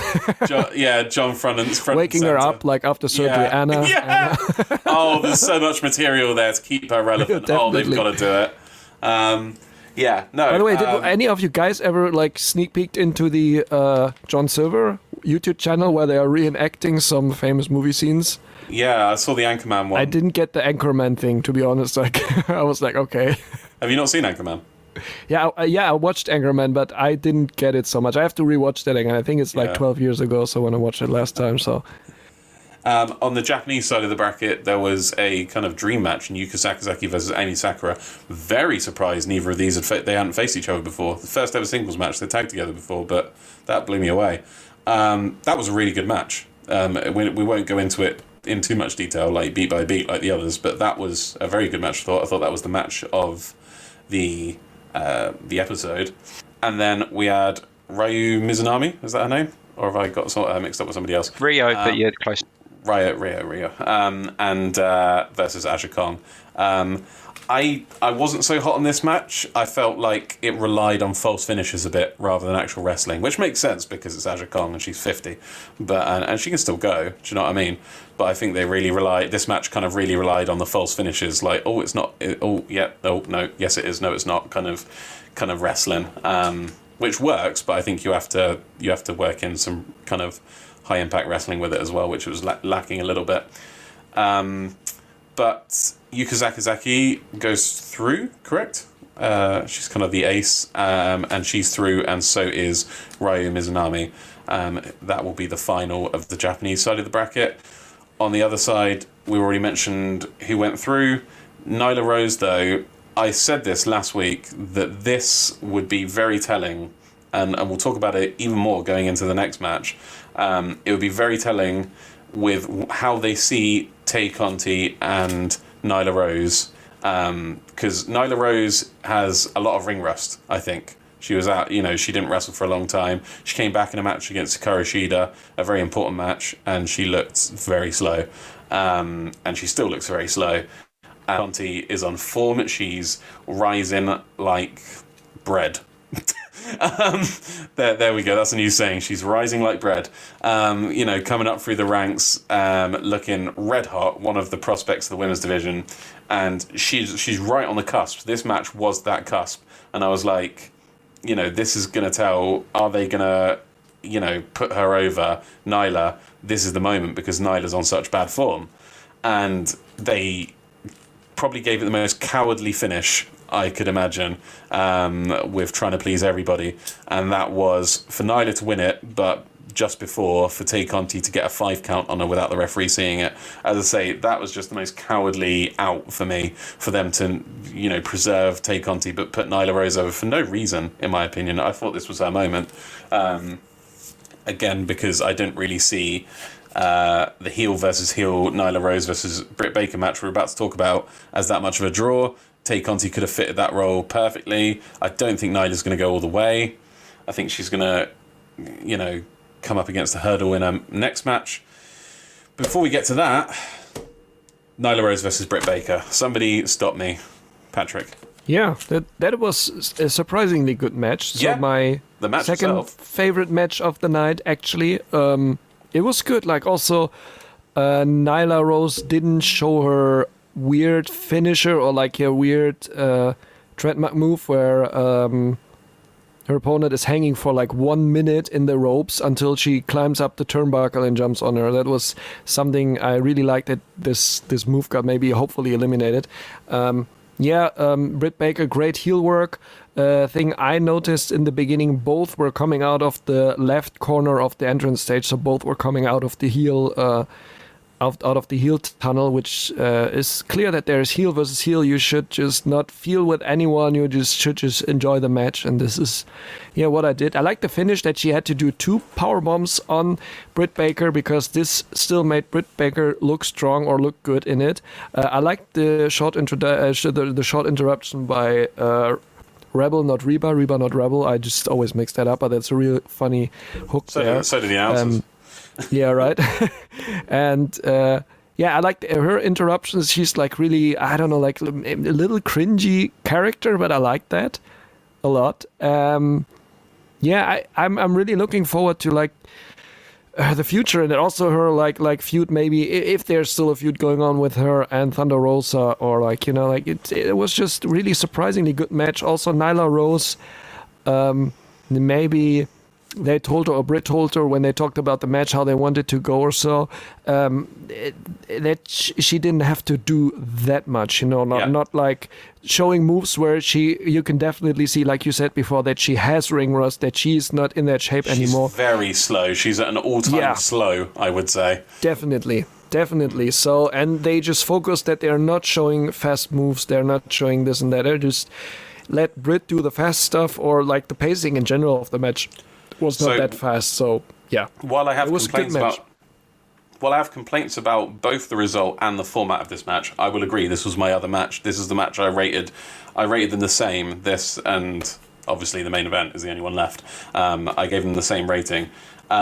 This match was kind of mired a little bit by, they went to picture in picture and then they were on Fight, so we still saw it, and then they went to a full break very briefly where we didn't see anything. It was just a proper break, and then when they came back, because it was a little bit of a slow start, Britt kind of, if we roll it back to the start, Britt, she did the fake heel thing where she makes to leave and then comes back to the ring, and then like a lot, if not all of Britt Baker matches, it ended up going to the outside where she kind of utilised the post and the barricade, and Reba/Rebel got involved briefly. It seems to be kind of a formula for the first 2/3 of a Britt Baker match.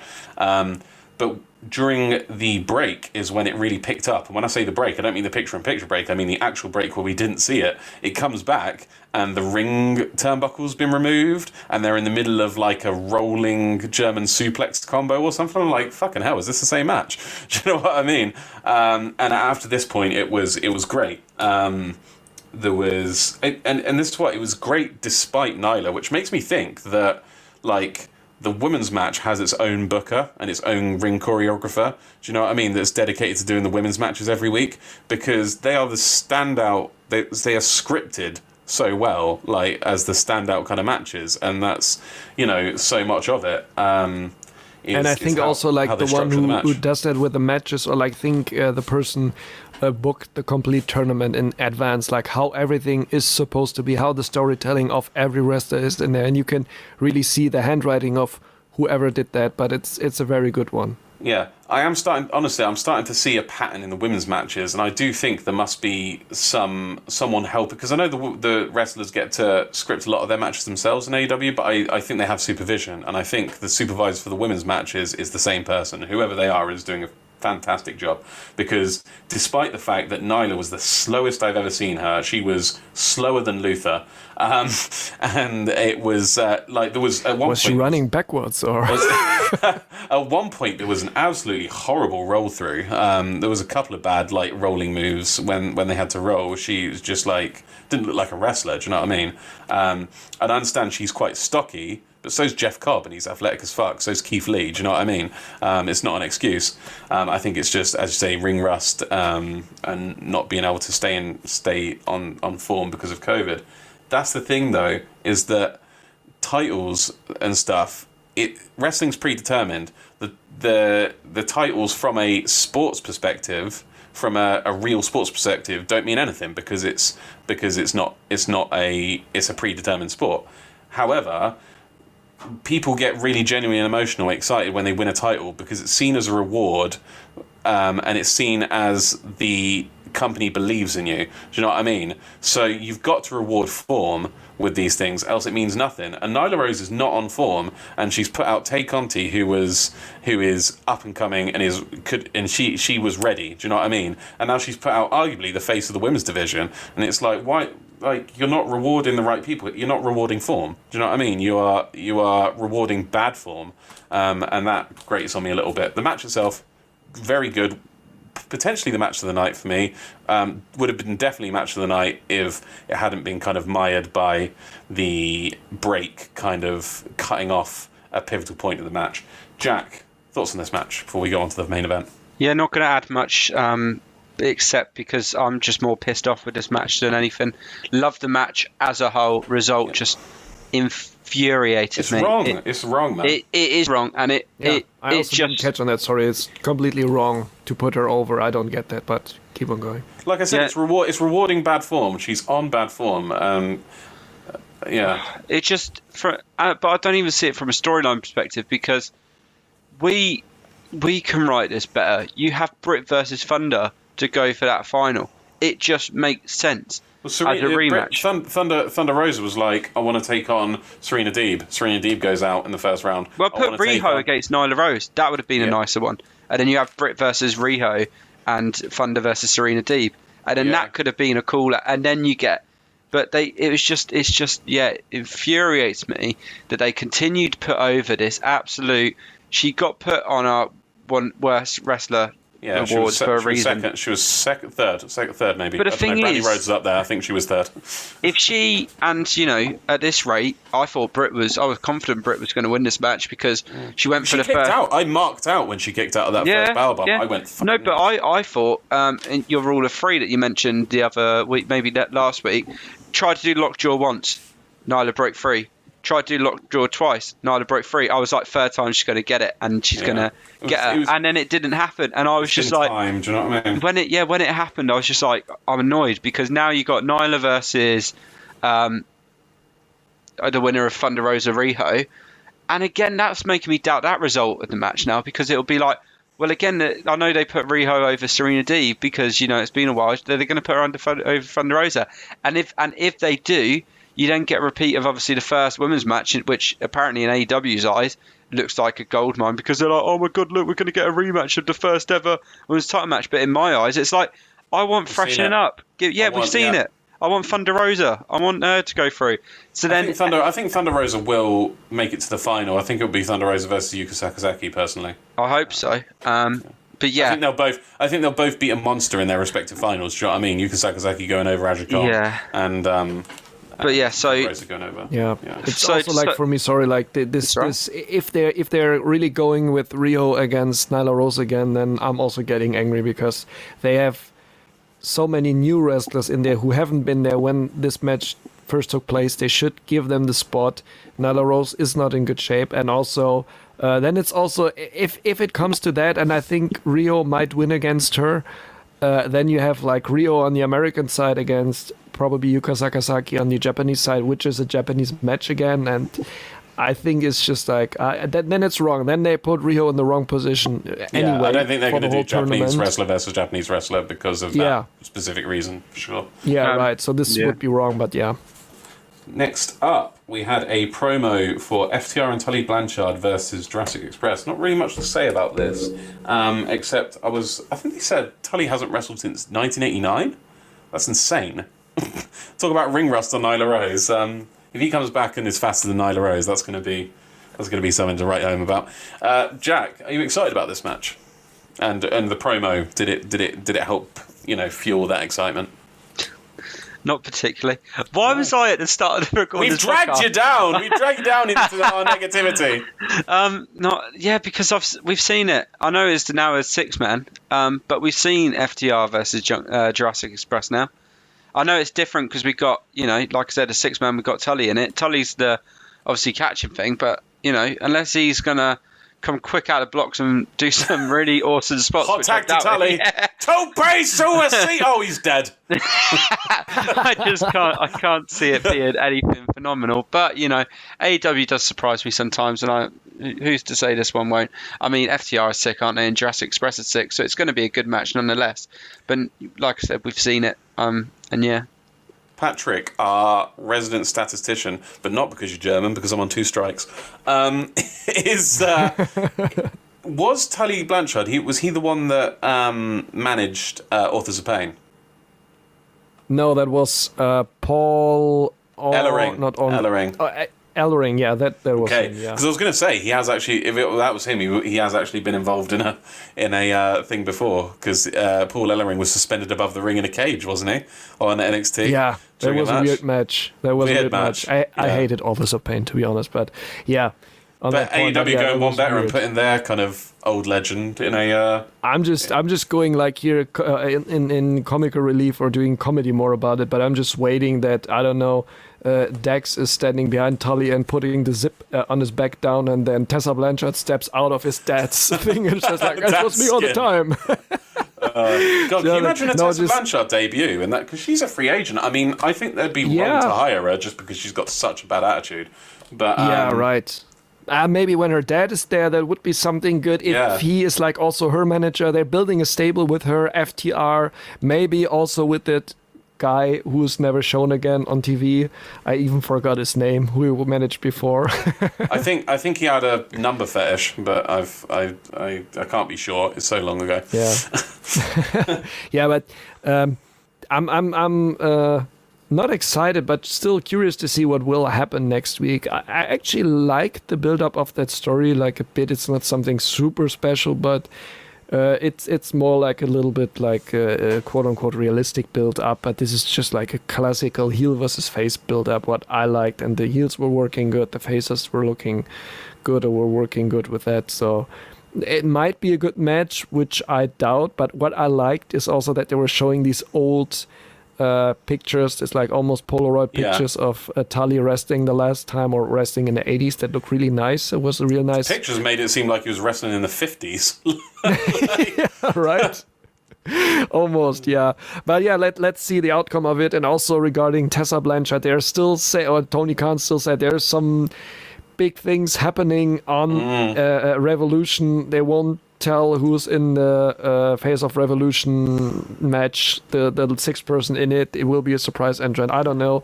Maybe it's Tessa Blanchard because she wrestled intergender matches, but I don't know. Let's see. But AEW said they're not doing intergender matches. Although, saying that, the one intergender spot I could see doing would be like in this sort of match that Tully's involved in, and Tessa coming in for the save on maybe Marco's stunt. I could see them allowing that. Do you know what I mean? Her coming down and fucking yeeting Marco's stunt across the ring with a power move or something. You know, I could see that. Or just Sami Callihan coming in and just finishing off Tully Blanchard for his daughter. Yeah, because for that she feud. stole the title. She got the title from him. So yeah. That brings us to the main event of the evening. Lance Archer versus Rey Fenix. Can you do your best Justin Roberts, by the way? No, I can't. The one thing I do want to say about this is they were big in this match, suspiciously hard all night. Like, a couple of times throughout the show, they were like, this is potentially a once-in-a-lifetime match. It's like, it's, generational, possibly the best match we've ever had. Chill the fuck out. It's Lance Archer versus Rey Fenix. I mean, they're both good, but it's not like, do you know what I mean? It's not like when Moxley faced Omega. It's like, fucking simmer down. I think there was an executive instruction on this because this was very reminiscent of Vince telling Michael Cole and whoever to big up a match, and then you just hear them not shutting the fuck up about it. They did it like 2 or 3 times throughout the night, and then at the beginning of this match they were like, this is going to be really special. And I was like, why are they bigging this match up so much? And here comes the big dog. That's what he says all the time. Okay, sorry. Big dog. Roman Reigns. So yeah, Lance Archer makes his entrance, And have you noticed he's the only one that sings his own entrance music? Like, everyone should be singing along to that. Like, and I guarantee if there was a full crowd, they would be by now. But it's, again, this, like, fake AEW dark wrestler crowd is just not on the ball. I don't know if they're as invested, as legitimately invested as fans would be, or they're just, like, acting in... I'm sure they are invested, but maybe not to the extent that someone not in the know and not, backstage would be. Yeah, I have my thoughts on this, but I won't hog the mic. I'll pass this over to... You know what? Jack started the show with his positivity. I'm going to come to Patrick. Although I do think you like this match, Patrick. And I didn't hate this match either, but yeah. Thoughts? I loved it. Loved it. It was just great. It was great carnage. It was Rey Fenix flying around, flying over the barricades, just hitting the barricades, I think like 20 times or so. Flying into the crowd, flying over, I said it before, flying over the barricade. That was nice. Lance Archer looked really strong as fuck again. Like, I like how they're building him up now, what matches he gets now that he gets also in the main event position, although it's not a main event for me. I think this is why they pushed it so much, because they are not really main event wrestlers, but they're building them now. They're giving them the spot. They're trusting them with it. Of course, Rey Fenix has a death wish, definitely. But it was just really great also seeing such a quick luchador like Phoenix is against like a bigger or massive guy like Lance Archer. But like this one move he does, which I really like this. It starts a little bit like old school from The Undertaker, but then doing a moonsault from... Yeah, that's super good. I really loved that match. That was a cool, also big guy versus small guy match, although Rey Fenix is not that small, but it was just really good pacing. Also, like the bigger and slower guy in case here, Lance Archer, could keep up with the speed of Rey Fenix.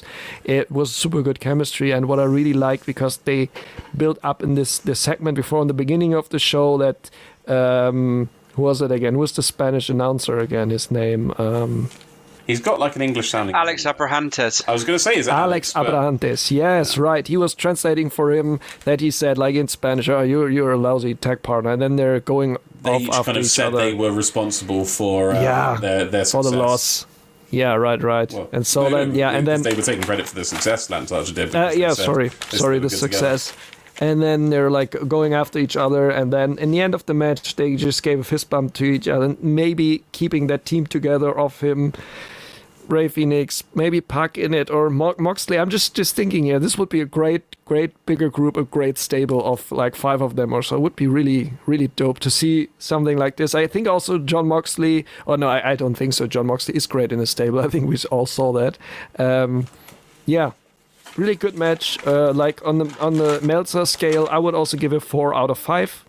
This time, like last week, my favorite match, just because it was just great. It was a great, also like an action match. It had more action than real like sports in it, although they had these little points in it. But in general, it was just so good fun, and also the length was very nice, 17 minutes, so almost 20 minutes for both of them, giving them the screen time, and I was just amazed and really happy to see that. I went 3.75 actually. I was a little bit lower. It was the same score I gave the women's match. I wasn't really impressed. I think Jack will be. I think Jack's going to love it. So to end on a positive note, I'll come to Jack after me, and I'll lay out all my grievances, my big book of grievances. I didn't like it. I don't really like it. I thought it was average. Okay, so at one point they did say this. It was a couple of minutes into the match, and they said it was a match of the year candidate. Like, I think maybe part of it was they're bigging it up so much that it's not gonna live up to my expectations, especially given the precedent that Phoenix sets in his matches. I felt a lot of the moves he went for was just going to the well. Do you know what I mean? With rolling out the usual suspects. Do you know what I mean? There wasn't anything particularly groundbreaking. And again, maybe that's high expectations I got from a Phoenix match. I know expecting something new every time, and I didn't particularly get it. Although the Spanish Fly, I don't know if it was better than last time he did it, but it was really good. I still marked for that, the kind of jumping, bouncing around Spanish Fly. They went to a match. They went to a break. They went to picture-in-picture during a main event, which isn't something they always do. So they can say that it's like, going to be the match of the year, blah, blah, blah. They believe in it so much. But then they cut to a break with no sound in the States. That was weird for me. It slowed the pace of the match, as you do in breaks, and it was towards the final third of the match. Phoenix had already done a load of his pacey moves, and it was before he kind of rallied and hit some more moves. And it got to a slow pace, and I don't think a slow pace befits Rey Fenix at all. And I think this is why we say he's an amazing high flyer and he's an amazing striker. I will just say I love the way the match started out with strikes, because often people lock up and there's a bit of kind of mat grappling at the beginning of the match. I really liked how it started as a strike fest with them blocking each other. That was a big positive for me. But yeah, when it slowed down and when Arch was in control, Phoenix isn't a grappler. This is the thing. This is why we say he's one of the best high flyers in the world. He's a fantastic striker. He could probably make a brawler list as well. Do you know what I mean? He's not the best wrestler in the world because and this is probably, Hugh will probably agree with this, and why he probably likes Penta over Phoenix is because Penta's more of an all-rounder, whereas it's like jack of all trades, master of none. Phoenix is master of the high fly, his grappling is just not there. He doesn't really have a grappling game so much, at least that I've seen, so at least not with a guy like Archer, not with a guy like the size of Archer. And so I feel like when they slowed it down, their styles really didn't complement each other. And I thought it was a good match because it's got Phoenix in and it's got Archer in, and they're both great. I don't really feel any kind of deeper connection to this match. It didn't click for me. I didn't kind of feel a reason to get too into it, and it just felt like a series of moves rather than a wrestling match to me. But I still gave it my joint highest of the night. But as I say, I thought this was a bad episode of Dynamite. So, yeah. Jack, shine a positive light on all my negativity. I'm sure you will. I saw this not as a match. I saw this as a different point of view. I saw this, and this is going to be the cringiest thing I ever say on this podcast. I saw it as like a dance. Look at no, because wrestling is kind of, yeah. But I saw it as, I didn't see it as two people necessarily. I mean, they did want to beat each other because it's at stake, this Face of the Revolution ladder match. But I saw it as they've got this friendship now. They've tagged with each other the last couple of weeks, and I've complimented every time they've tagged together. And I remember specifically like the last 2 weeks where I've said they've been the highlights of them teams, their relationship working together. And I just thought when I watched them together in this match, it was kind of just like, I thought they were really in sync with each other, and I thought they really worked well. And Patrick said at the end they fist bumped, so it was literally like, it was like I mean, obviously wrestling is a performance, we get that, but like when you watch a wrestling match, you really feel like, you feel that fight, you feel like this has stakes. But in this one, it just felt like it was a performance. You press play, and then at the end, it was like we smashed it, and it's like. Crowd up, curtains up, round of applause. That's the end of the show. I thought it was really good. I get what you mean, Tom, and that's why I said it like that, because in terms of a wrestling match, it was not the best that we've seen, and not by far the best main event. But as a actual watching, as a fan, it was a really good watch. Some really good spots. One of the ones that really got me was Rey Fenix when he went for, I think it was Tope Suicida, and he landed actually on like the railings. Like his arse actually landed on it, and I was like, "That's gonna hurt." Like that could hurt you coccyx, couldn't it? Like that could really, that would put me down for a while. But no, I thought these two really good. Some really good moves. I especially liked when they, again, I'm never good with wrestling moves, off the top rope on the corner when they threw each other off, and Spanish Fly. That was it. And I know you mentioned that, but that really got me as well. And yeah, I just liked it because this match, it did have implications, but the last couple of main events, obviously when it's ended, we've had Kenny come out and there's been more. This was simply, like I said, press play. We've had a beautiful match. One of them's, obviously as a wrestling match does, one of them has to go through, Lance Archer, but at the end of it, they both come out winners. They both look really good. And this is not the end we see of Rey Fenix in either a TNT title shot. I'd prefer to see him get some more like TNT title shots, maybe even get a belt before we push him to a world title shot as singles wrestler, or even, tag titles. I mean, they could take the tag titles now, but it seems like they're going for more singles at the moment. But yeah, overall, good match. Would I give a match a night? I mean, we go for that segment towards the end of the show, so I'll leave it in suspense, but definitely up there. I'm just going to say, I don't think it was fine. Like I said, the last thing I'll say about it is I don't think Rey Fenix is particularly built for singles matches against non-luchadors. Does that make sense? Like him and Penta absolutely tear it up. Him and any other luchador can actually absolutely tear it up with the fast pace. Him in a tag match, with the fast tag in and the jumping in for the hot tags and the spots, fantastic. I think it's when he's wrestling this North American style where he gets fatigued and not, he doesn't get fatigued, but in kayfabe he gets fatigued. Do you know what I mean? He gets beat down and he's neutralized and his speed's taken away, which is what Lance Archer did to him at one point in this match, and his legs are taken away. I don't think he's got anything else to go to the well to until he's got that back. So it's not, at some points I don't find that particularly entertaining. He's at home in luchador matches because he's a luchador. Do you know what I mean? So, yeah, not my match of the night. It won't be, but it is what it is. It was like I said. I gave it joint highest score, so it could have been my match of the night. But yeah, that brings us to next week's preview. Well, first off, on the Sunday, there's a Bleacher Report special with the finals. Is it both finals, guys? No, it's the semi-final, Thunder Rosa and Riho, and the Japanese bracket final. And then there's there you go. Six-man tag, six-woman tag, sorry. Hikaru Shida, Mei Suruga, and Rin Kadokura versus Emi Sakura, Veni, and Maki Ito, if you needed a reason to watch, fellas. Yes, now I'm in. Yeah, I think she's... it's not the last we've seen of Maki Ito in AEW. I think the fans love her too much, to be honest. So she's made quite the impact. And then our matches for Dynamite, our card for Dynamite, if you will. FTR versus Jurassic Express. That's FTR with Tully Blanchard. Dark Order versus Private Party. Preston Vance versus Max Caster for a spot in the Face of the Revolution ladder match. MJF and Chris Jericho will be holding their Revolution press conference, and Red Velvet and Cody versus everyone's favourite wrestling duo, Jade Cargill and Shaq, in the Thank God It's Finally Over match, as I believe it's officially called. Guys, what are you looking forward to from next week, from both the shows we've got coming up this weekend and next week? Well, I think out of all of them, I'd have to say there's quite a few I'm looking forward to. Looking forward to Dark Order versus Private Party TH2 and Matt Hardy. That'll be a good one, I reckon.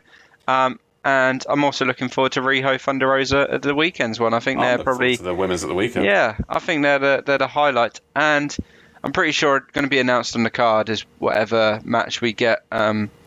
Well, that's what I'm trying to think timeline-wise, where it fits in. But I'm sure it'll be a women's tournament match, and we'll get that on Wednesday, whoever that one is. But yeah, lots to look forward to, I think, and also some, things we're not looking forward to. But it wouldn't be Dynamite if, it was a perfect card. Patrick, what match are you excited about the most? I think the Thunder Rosa versus Rio. It's the one I'm most excited for, and really Dynamite, I'm really not that interested in the show next week. Already by the card, really underwhelming card. More in the women's special event evening thing on Bleacher Roll. How the fuck are we supposed to watch that? Just FYI, in the UK. I don't know. I think it's on YouTube then for us, maybe afterwards. I think maybe, and then region on the locked so that the US can't access it without VPN or something. Yeah, maybe that's But like I said before, I'm also looking forward to Maki Ito in the match. Really cool. I really love it. Really want to see more of her in the future. Sorry, we're Maki Ito simps now, as she calls her fans lovingly. Yeah, really, that's awesome. Just really, that's what I like. So the last order of business before less important shows is our ratings for the matches. Let's get the negative out of the way again first, and with my screamer of the week, my shocker of the week, whatever you want to call it, this week goes to the entire first hour of AEW Dynamite. So that's that. And that leaves us with our match of the night. Patrick has already pretty much expressed what his match of the night would be, so we'll start with him, but just give us the confirmation.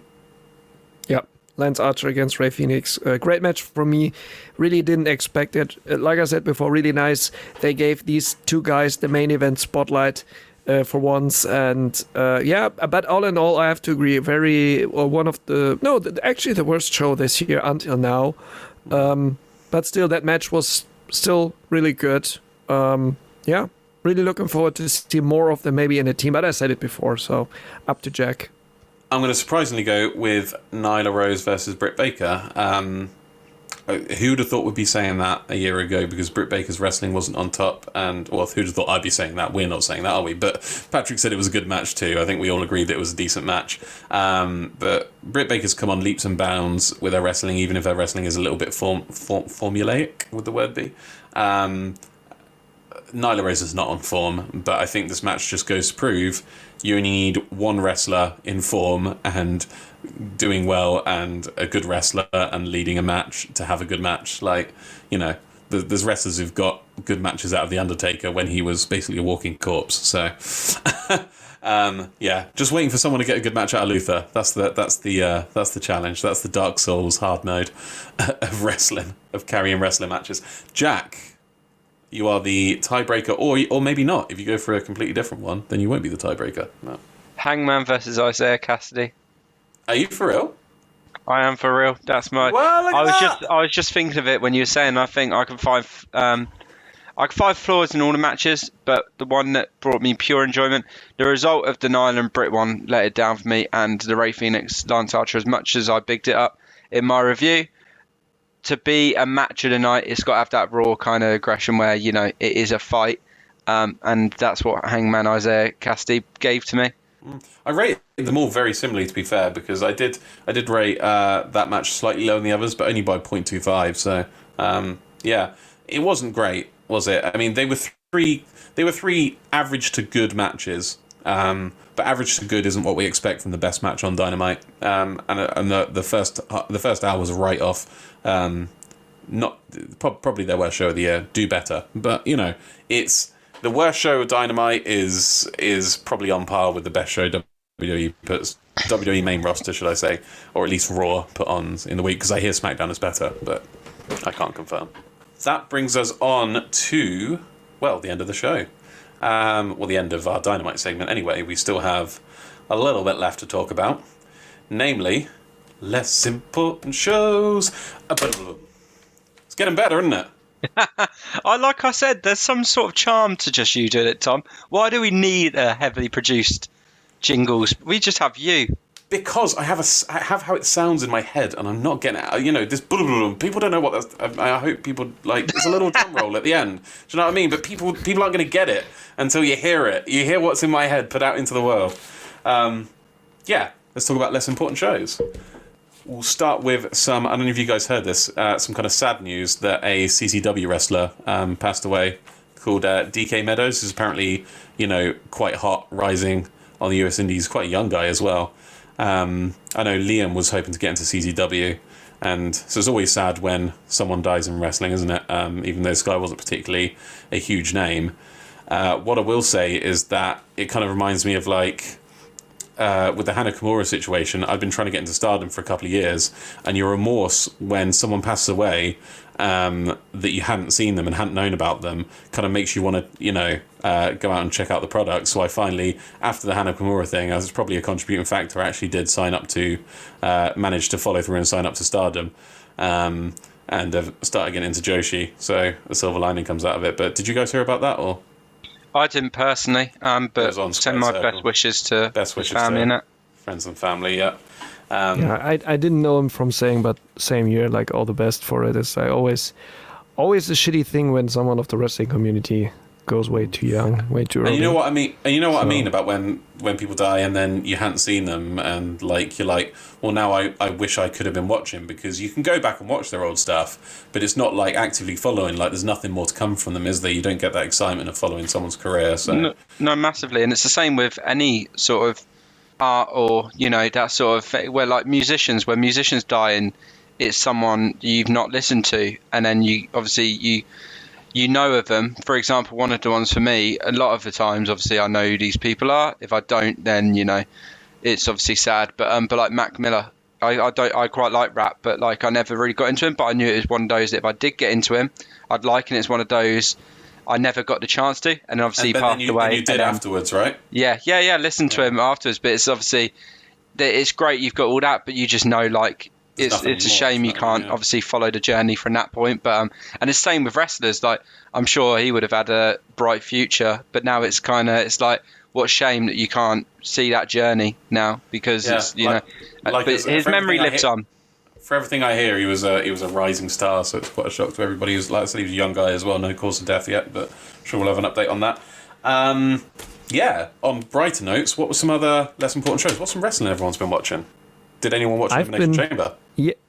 No, I just watched like the highlights of it, like, and the outcome of it. I to be honest, I don't know why the hate comes from the internet that Miz is champ again. I think that's fine because he's not a good wrestler, but he's a good entertainer, and I always liked him as an entertainer more than a wrestler.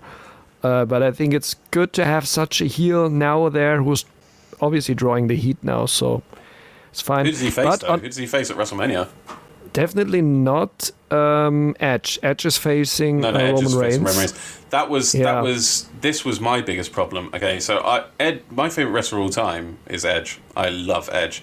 So this is coming from a certified Edge head. I love Edge so much that I couldn't get an Edge poster when I was younger, so I cut the backboard, which was out of a multi-pack of figures, which was just a picture of Edge's eyes, because it was a King of the Ring set and he'd just won King of the Ring. And that was all I could get him, and put that up on my wall, this piece of cardboard, like a poster.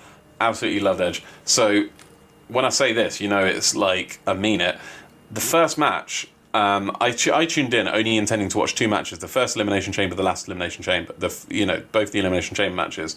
Obviously, what happened is Daniel Bryan won the first Elimination Chamber, and then Roman Reigns. Apparently, that he'd been quite vague about when Roman would come out and challenge him. Later that night, and after the match, they were like, "Oh, it's now." And then Roman Reigns came out and faced him after he'd just been through a grueling Elimination Chamber match for the title.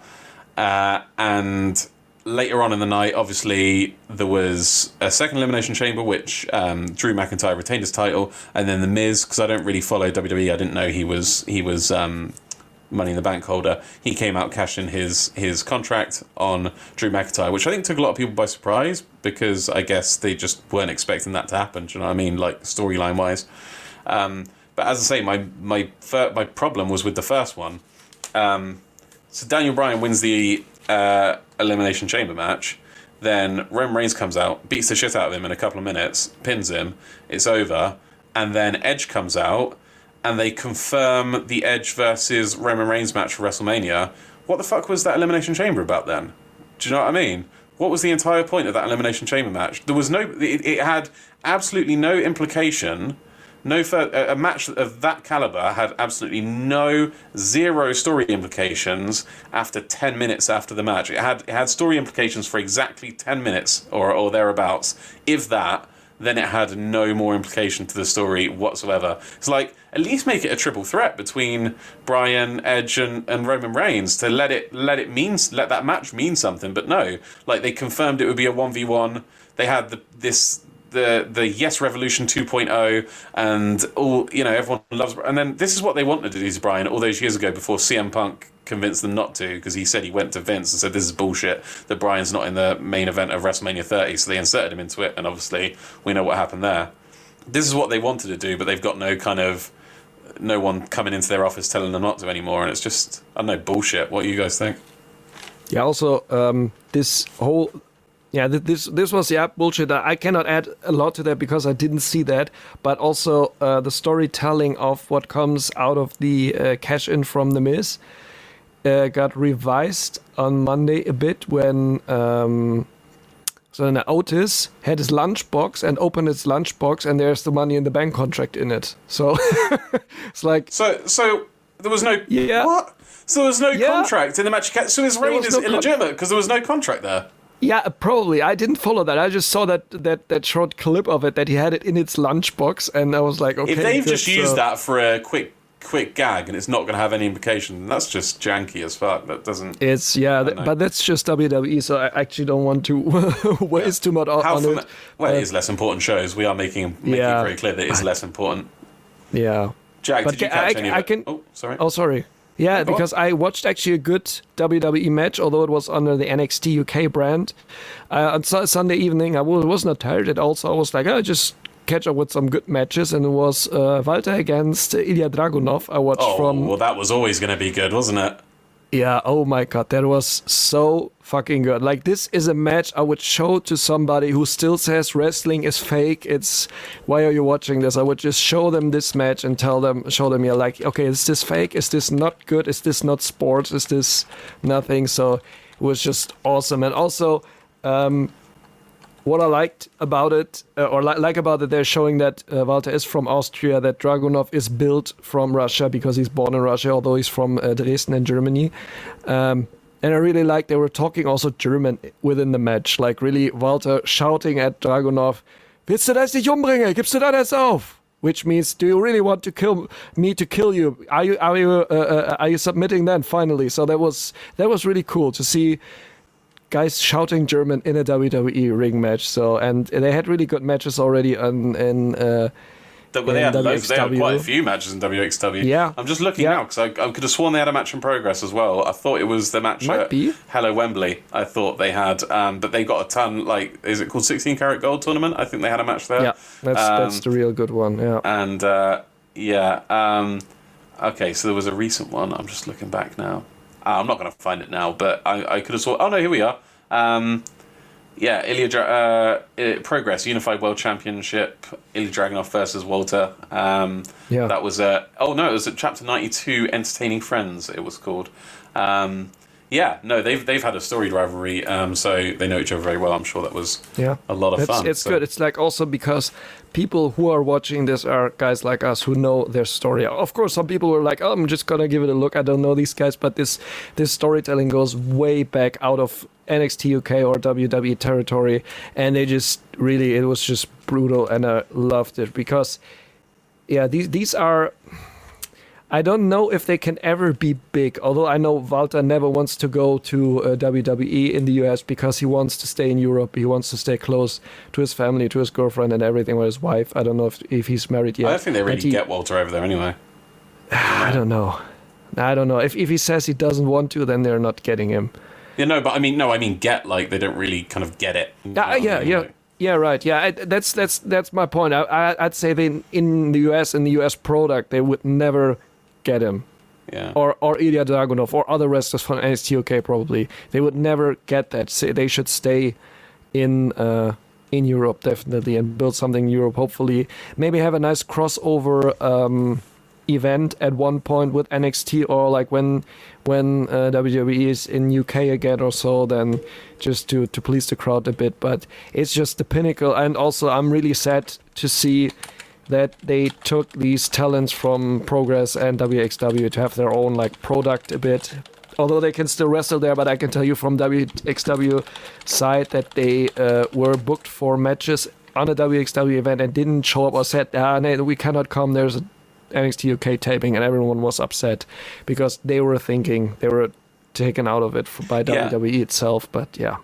Progress is back. Do you see that on the WWE network? Yeah.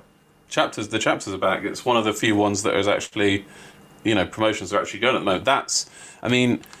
Are we still in lockdown 3 in the UK? I genuinely don't know. At the moment, yeah. Yeah.